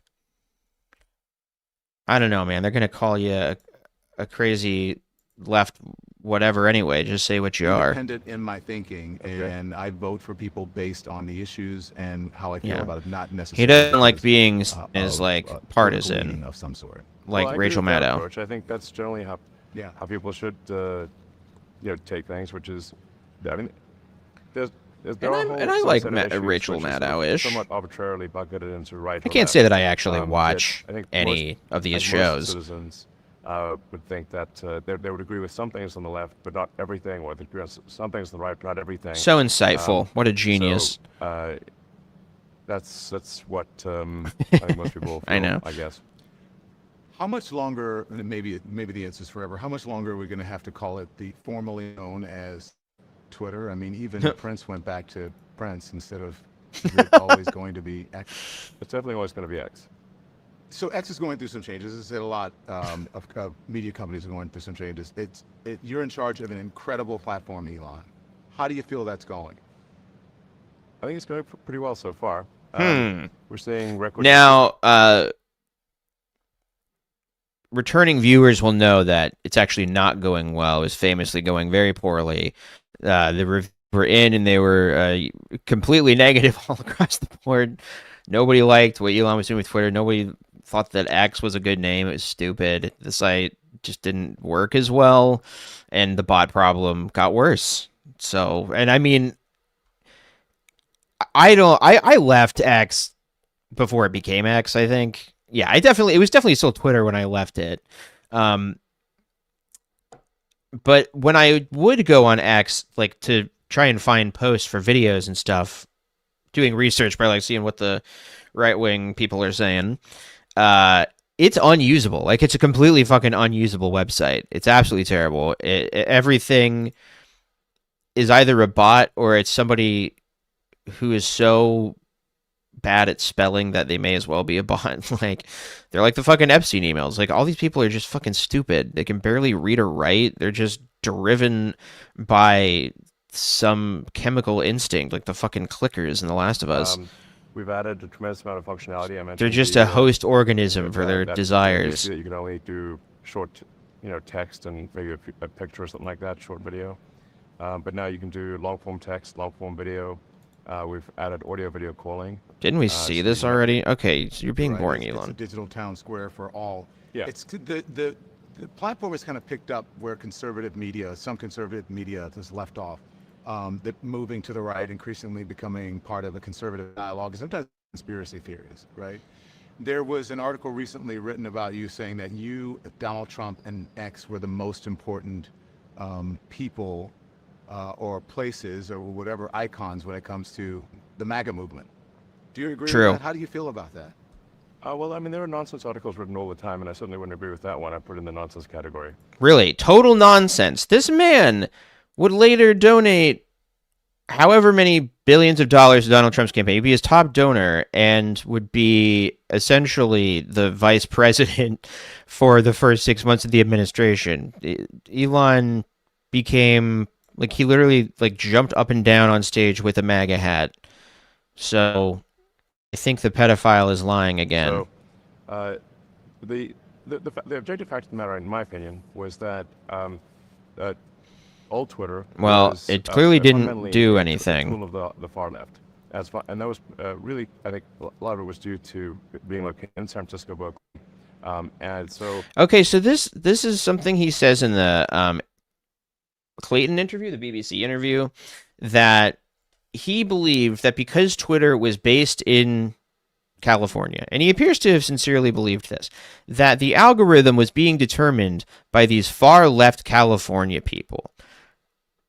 That's really what he thinks. Like, to him, the overwhelming liberal consensus against him is a conspiracy, and most of those people are bots, and the people that are real are just crazy leftists from California. And so if I could just tweak the algorithm to be more accurate, it would show that actually there's more right-wingers, and what I think isn't crazy. It wanted to essentially project the SF Berkeley political. All right, comments deleted. You think it was far left? Yes, I do. You're in timeout for being weird. Chill out. Platform, because I would get so much hate tweets when it was called in, so much hate tweets and just guff from right-wing conspiracy. Guff, he says. Everything from fag to sure. It's the internet, Whoa, he just throw out the internet name times 1,000. Yeah. Wow. Okay, so look at that's a fucking little stinker face. I think we might have just caught this bastard red-cheeked and lower eyes. So Don is like very specific about what he's been called, and just immediately Elon's like, "Well, I've been called stuff too." It's being called everything from. I don't know why I rewound that part. Sorry. Sure. It's the internet, If people will do. I mean, I've been called every name times 1,000. Yeah. Times 1,000. So Elon's been called the N-word times 1,000. That's kind of weird. It's right now, and that even it's moved into sort of MAGA land conspiracy theory. I certainly don't think it's right. the old school Twitter suspended and suppressed accounts that you'd call on the right, as well they did account on the left. Okay. Not sure if that statistic is true. Second of all, amazing Don Lemon face. Third, perhaps it's because the right are driven by racist conspiracy theories and misinformation. Like, the right is not driven by, like, fucking economics or anything. The only thing they talk about is how all the races are bad and all the non-straights are bad, and also everything is a fucking conspiracy from the Jews. Like, everything they believe is just fucking crazy. And so, yeah. Even when they did suspend an account on the left, it was because of arguments between two people on the left. The political donations of old Twitter were 99% Democrat. Does that sound left-wing or right-wing to you? Does that sound left-wing to you? Yes. You know, when they look at donations... I mean, it sounds made up to me. The company donates literally 99% of all donations are to Democrats. Does that strike you as a left-leaning or a right-leaning Oh, you mean the company donated? I understand what you're saying. What I'm trying to tell you is that Twitter employees, people at Twitter...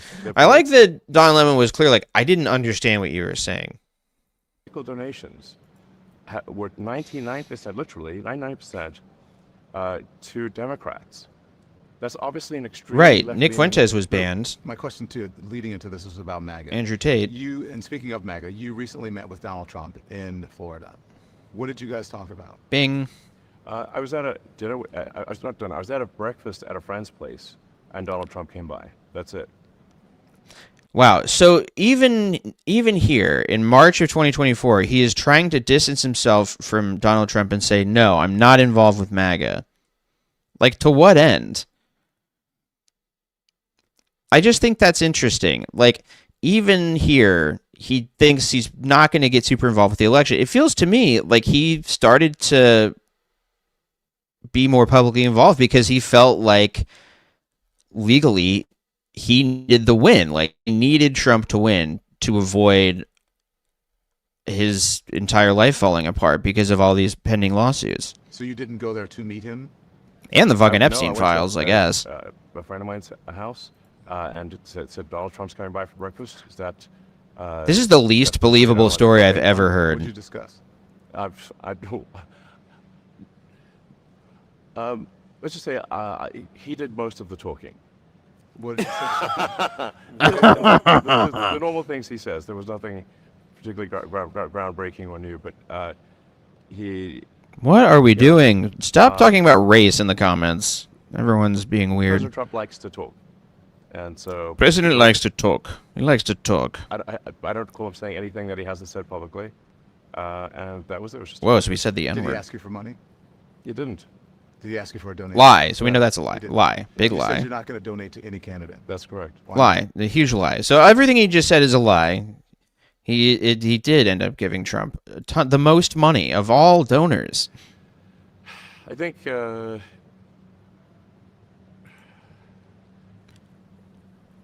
Why lie? Well, I'll voice my opinion. I think... Yeah, that's what you're here to do. I don't want to put a thumb on the scale monetarily. That is, significant. Wow. Why not? What changed? He doesn't want to put his thumb on the scale in a way that's significant. But then he did do that. And it was significant. You going to loan him money to help pay his bills? No. Not at all. Pay his legal bills. Short leash for this comment deleted. I mean, that name is a little suspicious. So you're not going to endorse a candidate? I may, in the final stretch, endorse a candidate, but I don't know yet. In the final stretch, I'm going to essentially run for co-president and create a government institution. Consider a decision. In the final stretch. And if I do decide to endorse a candidate, then I will explain exactly why. And then the president clapped. No. You're not leaning. Wow, he has no thoughts. I'm leaning away from Biden. You're leaning away? I've made no secret of that. Back when it was Biden and not Kamala. Clarence, if Biden is reelected, does that have anything to do with it? No. Oh, wait, what was this? I've made no secret of that. Are you concerned about losing your security clearance if Biden is reelected? Does that have anything to do with it? Ooh. No. Huge lie. That face.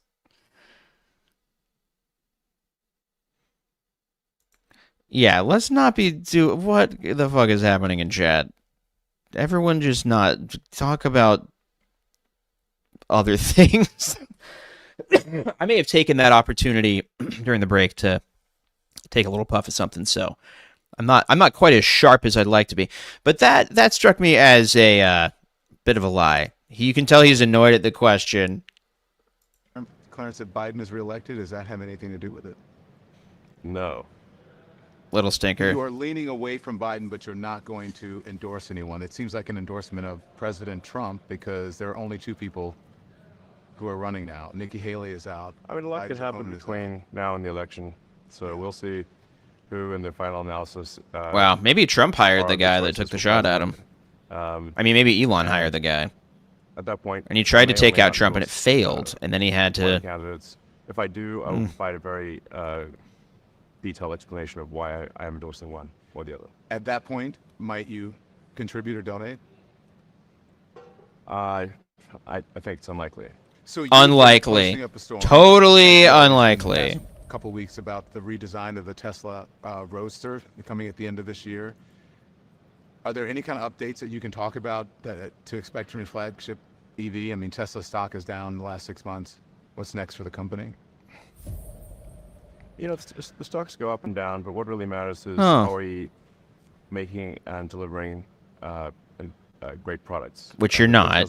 They catch on fire. Outstanding. And kill people and don't work half the time. The Tesla Model Y was the best-selling car of any kind. They start in the world. updating So it was about on the side of the road, get stuck in their It's cars. the best-selling car despite being, I think, around 50% more expensive than the next best-selling vehicle of any kind, not just electric.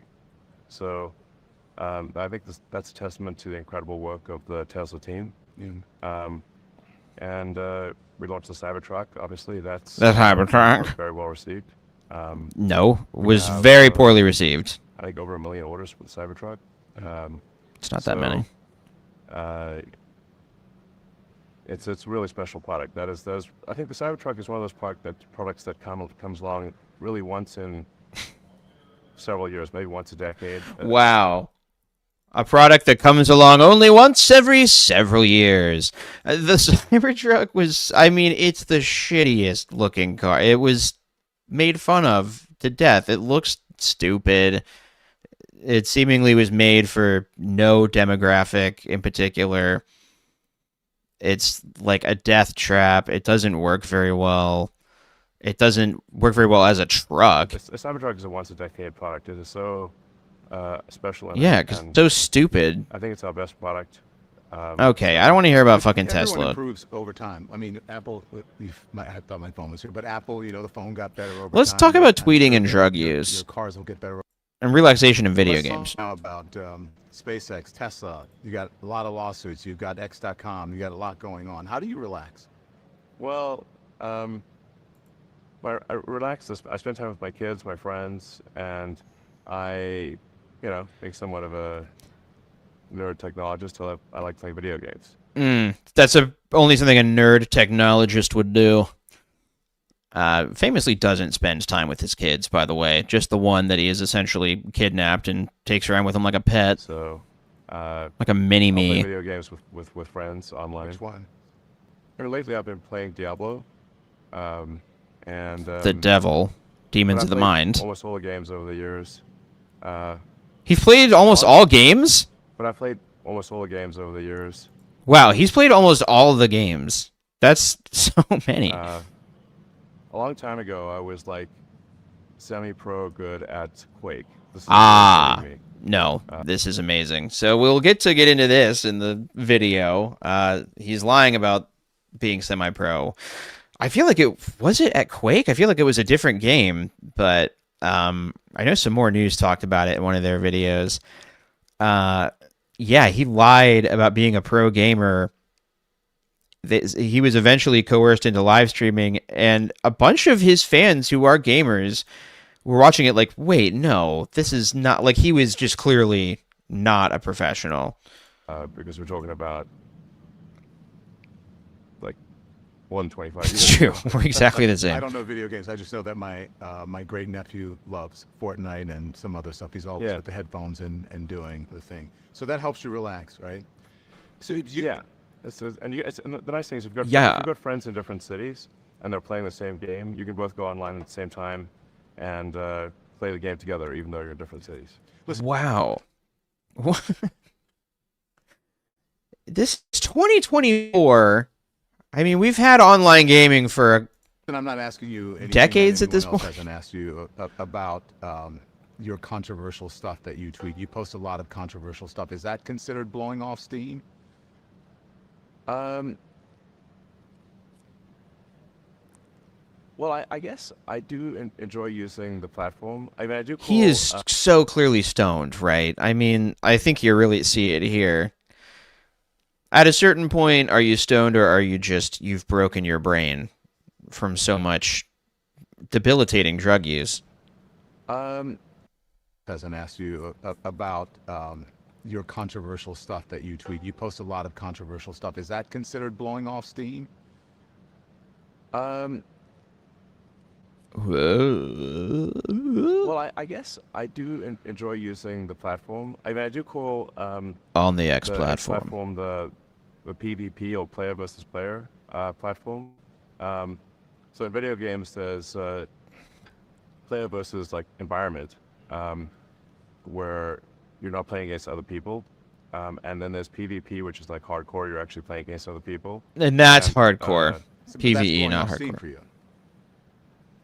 Yeah, yeah, it is to some degree, not always. I mean, obviously, I use it for to post jokes, to post. Oh, it's so funny. Sometimes trivia. Sometimes trivia. Didn't Jeffrey Jackson say something about trivia?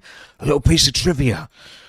I always find it really funny to hear Elon describe what it is he's doing on Twitter. I mean, in fairness, describing tweets is depressing. You know, it makes you question the whole thing. But he doesn't. He does kind of post jokes, but he's trying to be cool and funny. He's just performing. Sometimes things that are of great importance. He shares things that are of great importance. So when you're doing this, are you sober when you do it?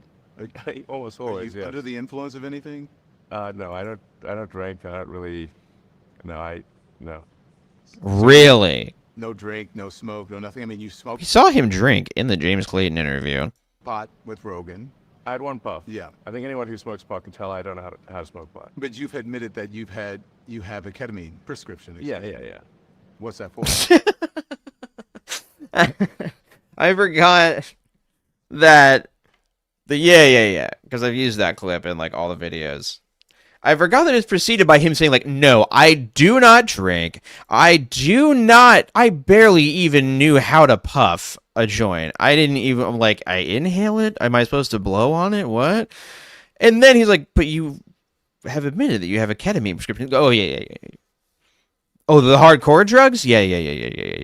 Like, he is really, like, Elon, just as a person, is underprepared for this. I don't know what he thought was going to happen here. But, I mean, by his own admission, he thought Elon was a more liberal guy.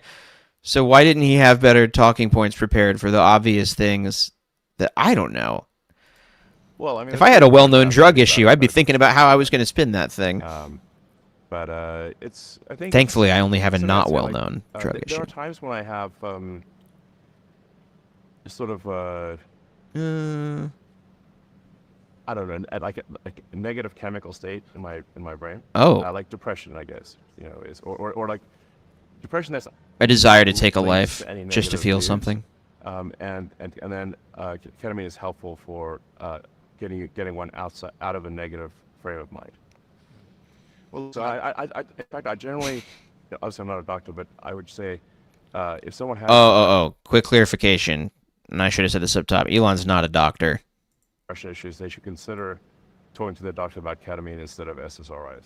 Listen, I think that ketamine and drug therapy is increasingly becoming more in the mainstream. Yeah. Do you think you're doing it under a doctor's care, right? Yeah. Literally a prescription. Yeah. From an actual real doctor, not like, But do you feel like you ever abuse it? I don't think so. If you use too much ketamine, you can't really get work done. So I have a lot of work. So I'm typically putting in like, This is not. Yeah, see, this is not good because one of the biggest questions facing Elon from his shareholders is, what does this guy do again? Because seemingly all of his time is spent on his phone, causing us problems. 16 I hours. mean, obviously they don't actually That's give a normal. shit because he's still It's there. rare for me to even take off for 1 day. So I don't really have like, a situation where I can be not mentally acute for an extended period of time. Like I can't, I can't really get wasted. I can't really get. He's like Captain America. How often do you take it? Well,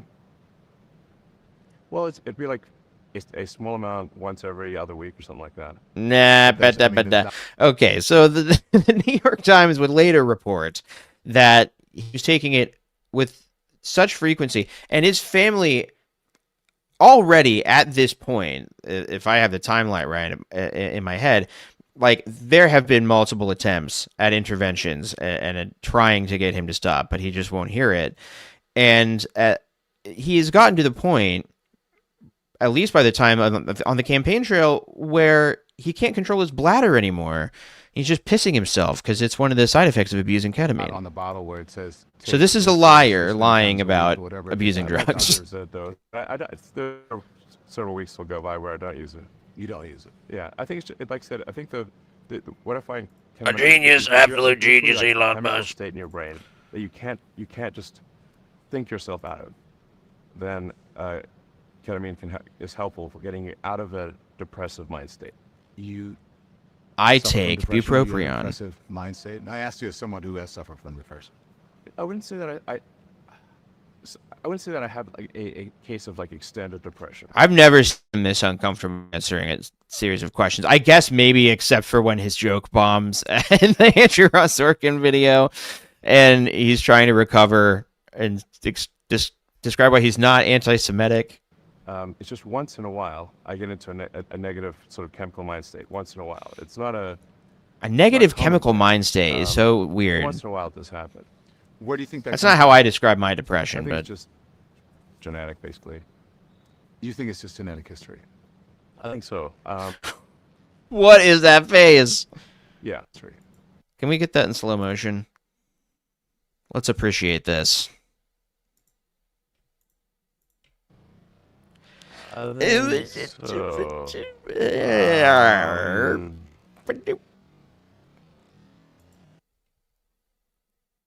Looks like a camel with peanut butter on the roof of its mouth. Yeah, I mean, some people are just wired to be irritable, negative mind Some are unfortunately wired to be sad a lot of the time. What is going on? A great question. A great question from NY Valerie. Why are we being run by people who soil themselves? I don't ask a lot of our elected leaders, but can we get people who are not constantly pissing and shitting themselves? I'm generally pretty, who can control pretty positive and their optimistic, own bladders but once in and a or while, bowels. I don't know what happens to some. Maybe that's like I said, ableist. I mean, I have chemical ties to issues. your brain. I have my Once in own a while, it's like a issues. brain storm. Yeah. His mind is a storm. Worry that this may. Like I said, I think it's just chemical tides to your brain. Once in a while, it's like a brain storm. Yeah. Do you ever Whoa. worry that this Call may back. get in the way of your government contracts and clearances? Your mind is a storm. As well. Well, Of from course. a standpoint of Wall Street, what matters is execution. Are you building value? By the way, I'm very much. I've never done chemie. I've heard it not as much is as the rest of the amazing. industry combined. From nothing. So Hey, go with God. That's pretty good. There are totally ethical ways to use it. If you're using it as essentially a party drug and to post all night on Twitter for fun, that might not be good. Last year. And and to drown out the ever percolating shame of being a pedophile and a rapist and a creep. Like, this is another thing all of these short-tempered, crazy people are constantly suppressing in the background, is the fact that they are pedophiles, allegedly. So from an investor standpoint, if there is something I'm taking, I should keep taking it. Have you Right? ketamine use and depression? Have you also have said and The reason I should say the reason I mentioned the ketamine prescription on the X platform. That's his pissing himself face. Oh my god. That can help other people. That's why I mentioned it. You are right. I think you might be right. some of the things that you post, a great replacement theory. Okay. So I'll wrap it up and we can watch more of this next stream. But I want to watch this because this is, I think, what really makes this iconic, is this exchange right here. He has gotten him so off kilter. I mean, look at this face. He's grown like another neck furl from sheer rage. Really looks like a toe. Can we talk about the great replacement theory now? Some of the things that you post, a great replacement theory. You claim that Democrats, President Biden's immigration plan to open up the border, you said that the president is getting, and Democrats are doing it to get more votes. But undocumented immigrants can't. Big affirmative nod. Big affirmative nod, like, yes. Taking ownership, by the way. The president Admirable. is getting, and Democrats are doing it to get more votes. But undocumented immigrants cannot vote in federal elections, so how is that possible? Boom. Okay. So Elon's reaction is really, really funny. But I thank God that somebody finally asked this question. Oh, it's diabolical. Look at that. I'm going to take a screenshot. There's something really dark about this face of his.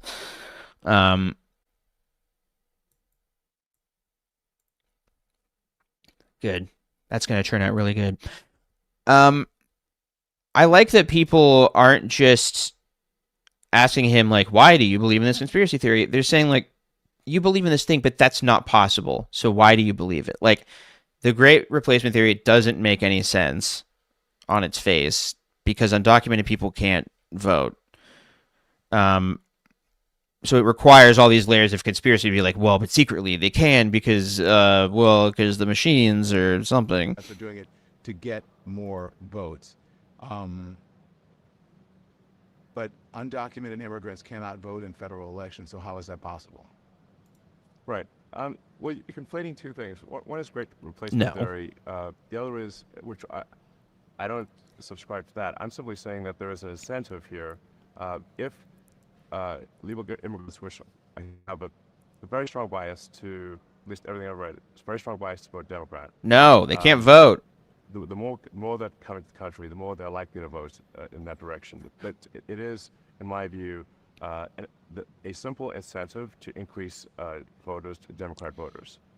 And yeah, so no, it doesn't make how. sense. So there's that reaction is so good, by the way. Iconic, in my opinion.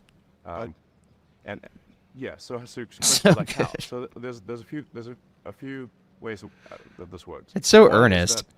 that, when the census is done, Exactly. the census is based on all people in an area, whether they are citizens or not. So if there are a concentration of people who came here, He's shaking. You can kind of see his lip shaking there. There are a concentration of people who came here illegally in a particular state or in a particular state. That state will then get an increased number of House seats. So the House seat apportionment is proportionate to the number of people, not the number of citizens.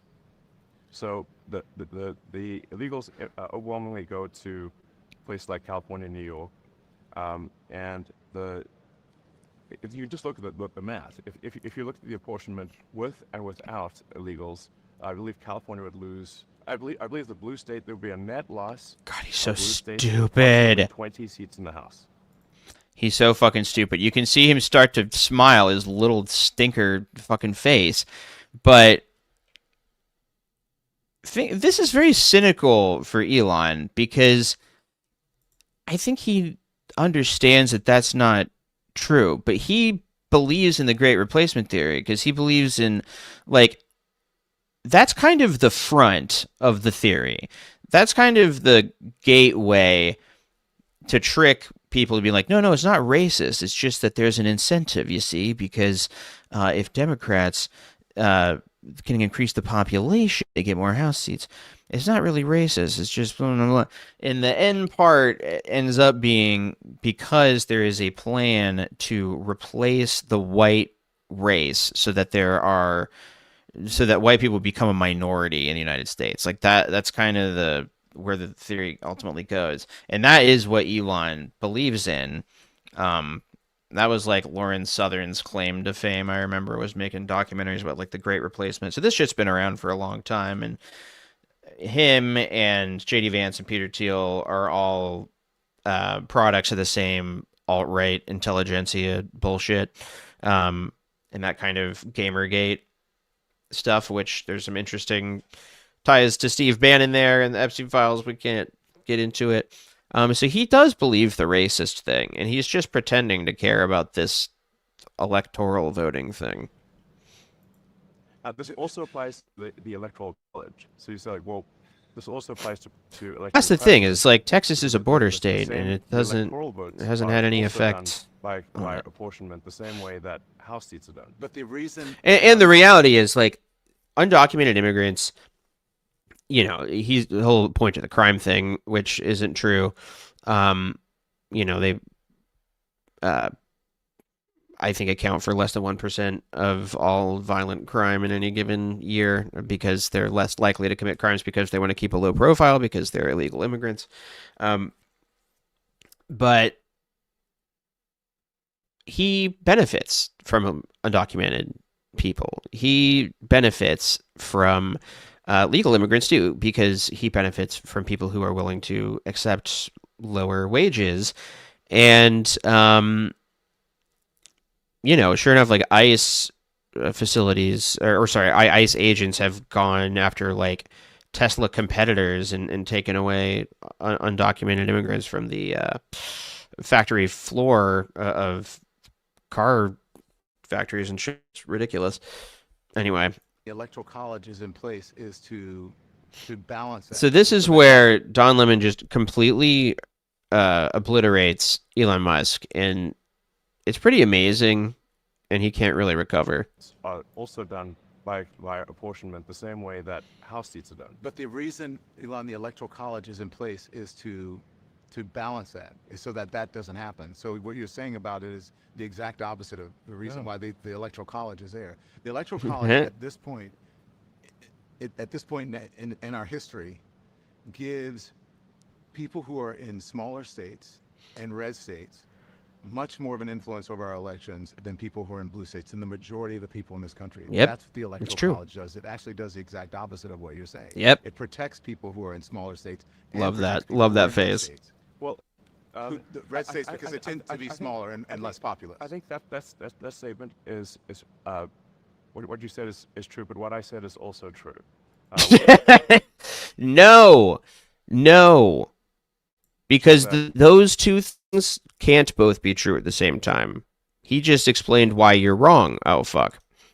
Guys killing people specifically, you point to medicine. You claim that DEI. Sorry, I don't know how we jumped ahead so far. Democrat Party to foster that statement is what you said is true, but what I said is also true, which is that if as is the case, a disproportionate number of legal immigrants go to blue states, they amplify the effect of a blue state vote. And the math, as I understand it, you can research this obviously very easily on there. It's pretty straightforward to He literally did just explain via research why your math is wrong, you fucking idiot. But my understanding is that there would be that the Democrats would lose approximately 20 seats in the House. He's like, this is really easy to check. Not counted in census. But he did check, and you're wrong. 20 less electoral votes for president. So the illegals absolutely do affect the who controls the House and who controls the presidency. It does not affect the Senate. in blue states you're talking about. I Yes. don't believe that your information on that is right. So listen, let's talk more about the Great Replacement, because the first time that you posted on X about this Jewish conspiracy, you ended up apologizing. I didn't call it a conspiracy. I just said that there's a simple matter of incentives. You don't need a conspiracy when you have basic incentives. In my view, there's a basic incentive that is fundamental that for the Democrat Party to foster and usher in a large number of illegals. Yeah. And you don't need a conspiracy in that case because you have a very basic incentive. You could say I'm wrong about that incentive. Yeah, you are. It doesn't make any sense. I'm not buying into. I didn't buying some great replacement theory. I'm simply saying there appears to be a very clear incentive for Democrats to. There isn't. Everything. Don Lemon explained why what he's saying just isn't true. But he's like, but I'm just saying it is true. I'm just saying that if you ignore reality, then I'm right. Which is like, yeah. But how can you possibly fucking talk to a person like this, let alone allow them to have the most power? Maximize number of illegals. He doesn't live on our fucking planet. I'm talking about the Great Replacement theory. Oh, what the also fuck part is wrong of with a you Jewish dipshits? conspiracy theory. No, you're in And timeout. When you did the tweet, or you responded to the tweet about that, you ended up apologizing, and which I think is, it's good that you ended up apologizing. You went to Auschwitz. Oh my God! Look how pissed off he gets. You did the tweet, or you responded to the tweet about that, you ended up apologizing, and which I think is, it's good that you ended up apologizing. You went to Auschwitz with Ben Shapiro. Actually, we're gonna go ahead and watch that in slow motion too, since we're getting close to closing things out. I think we've earned a slow motion. And everybody stop being fucking racist and weird in the comments. Why are you even here? Is watch the face. It's good that you apologize. And then here, I'll mute this because look at this. The most exaggerated eye roll I've ever seen. Incredible. That's like the eye roll in 30 Rock where Liz Lemon breaks her eye. Lemon. You said you learned your lesson. What did you learn? I said I learned my lesson. You said you learned your lesson when you apologized, and you said you went to Auschwitz. You saw what. No, I was already aware of these things. Okay, this is so crazy. So if you've seen the Andrew Ross Sorkin interview video that I did, like, he absolutely did. And now he's backing away from even that. Like, in that interview, he was like, well, I was already planning a trip to Israel. That was a total coincidence. But yes, I learned my lesson, blah, blah, blah. And I did apologize, and I clarified, and for that, I'm sorry. And now he's he's so fucking annoyed that he ever apologized, and so now he's taking it back. He's like, no, I was just right the whole time, and everyone else was wrong. And the nature of my comment that really inflamed people. What I was yeah, what happened to his dog tag that he cherished? That, maybe the hostage was returned. A number of prominent Jewish philanthropists. His voice is so dry that they should really take a closer look at funding, because some of the groups they fund, I think, are anti-Semitic. Want your annihilation. Do you understand the connection between the two? There's a connection between, you said Democrats, the Great Replacement theory, but when it comes to the actual Great Replacement theory, originally it was started about Jewish people, as you said, flooding in the country, and then now people are using it for Democrats, saying the same thing about Democrats. What? This fucking face. This is all they have. It's the Scott Jennings thing of just, somebody calls you on exactly what you're doing, and you just give a bug-eyed face like, whoa. In my view, it's a simple matter of incentive. Yeah. I actually don't see an incentive for Jewish people to want to get legal immigration. I don't think there is such an incentive. Yes, because you've set up an insane scenario. A neo-Nazi trope. It's in the neo-Nazi manifesto. It's in the Turner Diaries. It's referenced by the Buffalo mass shooter in his manifesto, where 10 people, black people, were murdered in Buffalo. There's the actual title of the Christchurch. Nodding, and really not. I mean, look at that. This looks like a guy who's planning on Sieg Heiling as his first act as fake president. Shooter's manifesto. 51 people in the Muslim mosque were murdered. 23 people murdered. Totally in El just Paso water. By a shooter who used the same language that you use in that manifesto when you say Hispanic invasion. Is that not? I didn't say an Hispanic invasion. And you Yes, he tweeted- did. You quoted a tweet that called it a Hispanic invasion. So this is like what he just did is so fucking meticulous. He rattled that off so ruthlessly, but he's kept the same tone, the whole time. Even when he was kind of in the friendly section where they're just talking about the Tesla Roadster, he has the same cadence in his voice. And I've noticed that about good interviewers. When I interviewed Taylor Lorenz a while ago, and I watched her interview with Chaya Raichik, the Libs of TikTok person, before that, and I noticed that like she keeps the same. She comes across as very like bubbly when she's interviewing someone, but she keeps that tone the whole time, even when she's asking like a really personal question, so that it doesn't feel like anything is particularly hostile or friendly. You're just kind of keeping an even keel, and I think you see the benefits of it because it's almost like, wait, what the fuck? What did he just do to me? In the Turner He just very accurately pointed out that Elon Musk's rhetoric ends up in school shooting manifestos that like he regularly believes. He proliferates conspiracies that school shootings are fake flags, first of all, but a lot of school shooters actually do believe the exact same things that Elon Musk believed because they're all pulling from the same fucking 4chan shit. Jewish people to want to have that get legal immigration. I don't think there is such an. I know, she's so good. The Great Replacement Theory is a neo-Nazi trope. It's in the neo-Nazi manifesto. It's in the Turner Diaries. So referenced chill. By the Buffalo mass shooter in his manifesto. So 10 even people, keel about this. Black people were murdered in Buffalo. There's the actual title of the Christchurch shooters manifesto. 51 people in the Muslim mosque were murdered. 23 people murdered in El Paso by a shooter who used the same language that you use in that manifesto when you say Hispanic invasion. Is that not? I didn't say an Hispanic invasion. And you quoted a tweet that called it a Hispanic invasion. If I quote something, it doesn't mean I agree with everything in it. That is such a fucking bullshit move. I think as a society, we just can't allow this. I think we can't allow it.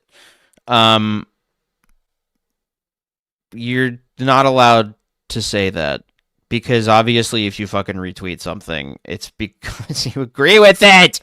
You can say that, but we're talking about a pattern of behavior that he's just laid out, and you can see that he's got it all printed out in papers on his lap. You can see that he's like reading from research, Elon. It's like you're lobbing it up. Yeah, I just DM'd. She was like, yeah, and it freaked me out, and I was super nervous, and then I felt bad because it didn't do that well. But it was really good. Something that I want. It was a good interview. People should consider. Why would you quote something that you didn't believe? Amazing. Because anything I quote is going to have a whole range of statements. Doesn't mean I agree with everything in it. But why? Do you think if you moderated yourself more, if there was better content moderation on the platform, that you wouldn't have to answer these questions from reporters about the great replacement theory as it relates I don't to have to answer these questions. great replacement theory as it relates to Jewish people? Do you think that? I don't have to answer questions from reporters. Don, the only reason I'm doing this. I love this. I love this question. And you can tell that he's kind of formulating it in real time. Because he's like, you're clearly annoyed that I'm asking you about this, but I'm asking you about it because you're like the richest person in the world and you keep doing this crazy thing. So why does it ever occur to you that if you stopped doing crazy things, then you wouldn't be asked about it? And Elon goes straight to this mob boss thing of like, hey, no. Hey, fuck you. Sorry, I can't do voices. Right now, I'm too stoned. Moderation on the platform that you wouldn't have to answer these questions. I'm doing you a from reporters fucking about the favor doing this replacement fucking theory. interview. I don't have to answer these questions. Great replacement theory as it relates to Jewish people. Do you think that? I don't have to answer questions from reporters. Don, the only reason I'm doing this interview is because you're on the X platform. On the X platform. It's Otherwise, because you're a friend. Hey, Bob. Would not do this interview. So you don't think do you think that you wouldn't get in trouble? Right, right. It's not like he's ever retweeting the New Republic or something. You don't care? No, I don't. Why not? I don't think people should care what the media thinks about them. They're terrible judges of But character. he does. He cares so much. I mean, what we're seeing is him caring. He's caring right now. Even someone who has the care is coming biggest from social inside the media and X. biggest information platforms in the world. You don't care. You don't think that you have any X.com or you have any responsibility to the truth or moderating the platform? You're conflating the truth with the media, and I think the media is not truthful. Well, not with just the media. This is basically what he does in the BBC interview. He's like, Don Lemon asks, don't you feel like you have some responsibility to verify what you're posting and not spread misinformation? And here he's basically doing the same thing where he's like, well, who's to say that it's misinformation? He's basically saying, I make my own truth. Any responsibility to the truth or moderating the platform? You're conflating the truth with the media, and I think the media is not truthful. Well, not with just the media. I mean, just the truth in general. I care about the truth very much. That's why we have, for example, community notes on the X system, where in order for a community note to surface and provide corrective information about what somebody posts, and my posts are equally subject to this. I've been community noted many times. In order for a community note to surface, people who have historically disagreed must agree in order for a community note to surface. I think the only way to stop this is to get people to care, honestly. Like, I think because people are going to lie, right? And Elon and Trump and their ilk, they just lie all the time. And I think the reason why shit like this never ended up mattering all that much is because it just didn't cause enough people to care, because we no longer lived in a society where there was any incentive to care about this stuff. Like, maybe you agree with his crazy fucking conspiracy theories, but even if you are disgusted by it, there's just no, like, if you're on the board of directors and you think he's a scummy dumb shit, it's still maybe in your best financial interest to not do anything about it. It's just like, I guess the problem is capitalism is what I'm trying to say. And all of the code for community notes is open source. All of the data is open Lie. source. So you can Lie. completely recreate We it talked from about that in the scratch. last video. The way That's to a build lie. Trust is transparency. I have noticed community notes. I think that you are right about that, and I do think community notes are helpful. I think any type of content moderation, I do think that's helpful. You recently called content moderation, though, a digital... By the way, community notes, not Elon's idea, not his feature. It was implemented before his tenure. Chastity belt. Do you think that you believe, though, I think any type of content moderation, I do think that's helpful. You recently called content moderation, though, a digital chastity belt. Do you think that you believe that X and you have some responsibility to moderate hate speech on the platform? I think we have a responsibility to adhere to the law, and we have a responsibility to be transparent about when things are shown, why they're shown. So that's why we open source our algorithm. Okay, so he's lying about that. Just to reiterate, they did not open source the algorithm. They actually, that's the one thing they definitely didn't open source. Okay. So he's a liar. But what do you do if you live in a world where the people who can hold liars to account just don't, because they don't really care? I don't know. His entire thing, and he says this, I think, in every one of the interviews, so I'll do a little montage set to the Pilot Wings music, I'm sure, is that he can only act within the law. Anytime somebody has asked him if he has a responsibility to monitor hate speech, obviously he'll say, well, who's to say what's hate speech? But then he'll say, we have a responsibility to follow the law, and we can't go beyond the law. So if you have a problem with it, change the law. And that just seems to be very instructive, knowing that that is what Elon did. He got himself to a point where he could change the laws because that was the only way to get around the many crimes he had broken, was to change what constitutes a crime and who litigates the crimes. Well, anyway, that was a bit of a long stream. And And there's still more that we didn't even get to. But we did it. We did it, guys. Thanks for watching. Like and subscribe. It'll probably be a little bit before I get anything up on the channel. But I'll be streaming because I need to eat and survive. The thing that billionaires don't have to worry about. Okay. Bye, everyone. My husband is a device. I'm trying to go to Pilates class. You can just sit in the corner and look at your iPad or look at your hole.